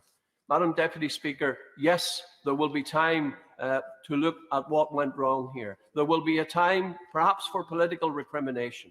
But now is the time for this country to stand tall. It is the time for this country to step up and do what is necessary to help the people in Afghanistan, especially those who helped us during the war. Sir Ian Duncan-Smith. Speaker, can I just say that the visions on the television sets the other day were redolent very much of 1975, no matter what Secretary of State Blinken said. The parallels with the departure from Saigon of the Americans was shocking, but also very true.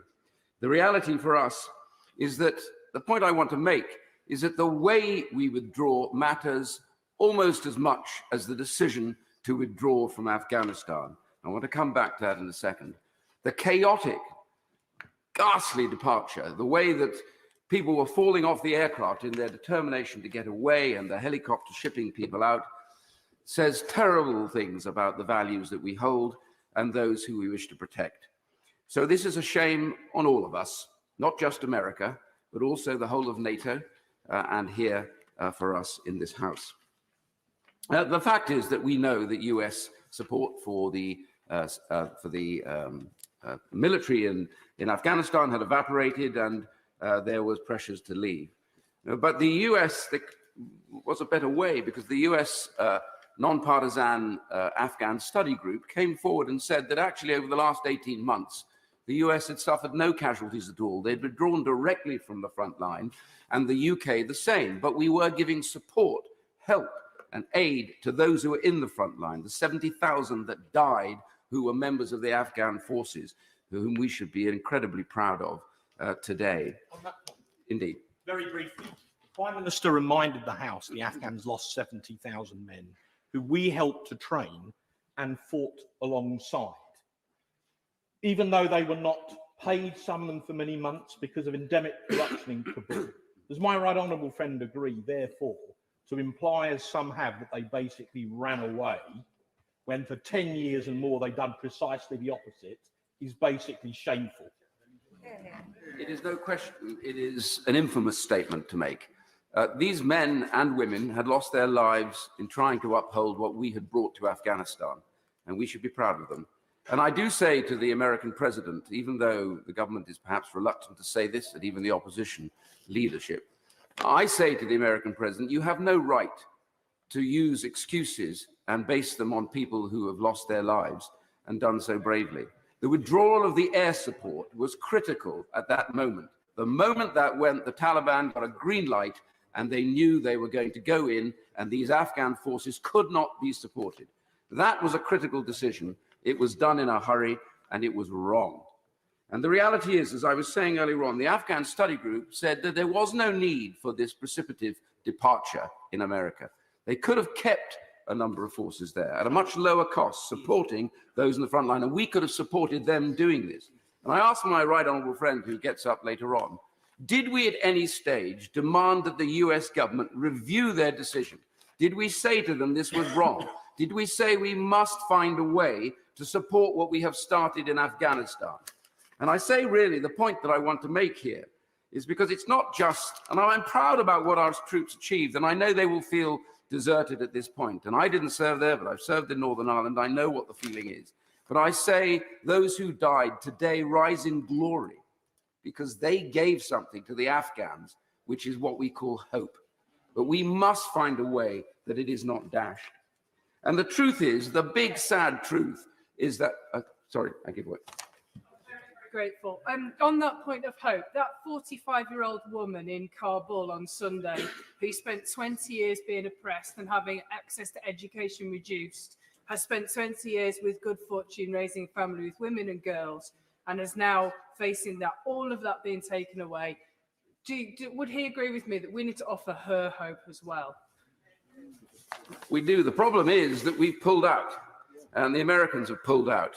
And that is the problem. We have to find a way now to support them. That's absolutely the case. And those who need to come here must come here. The doors must be open. We must do what we have to do.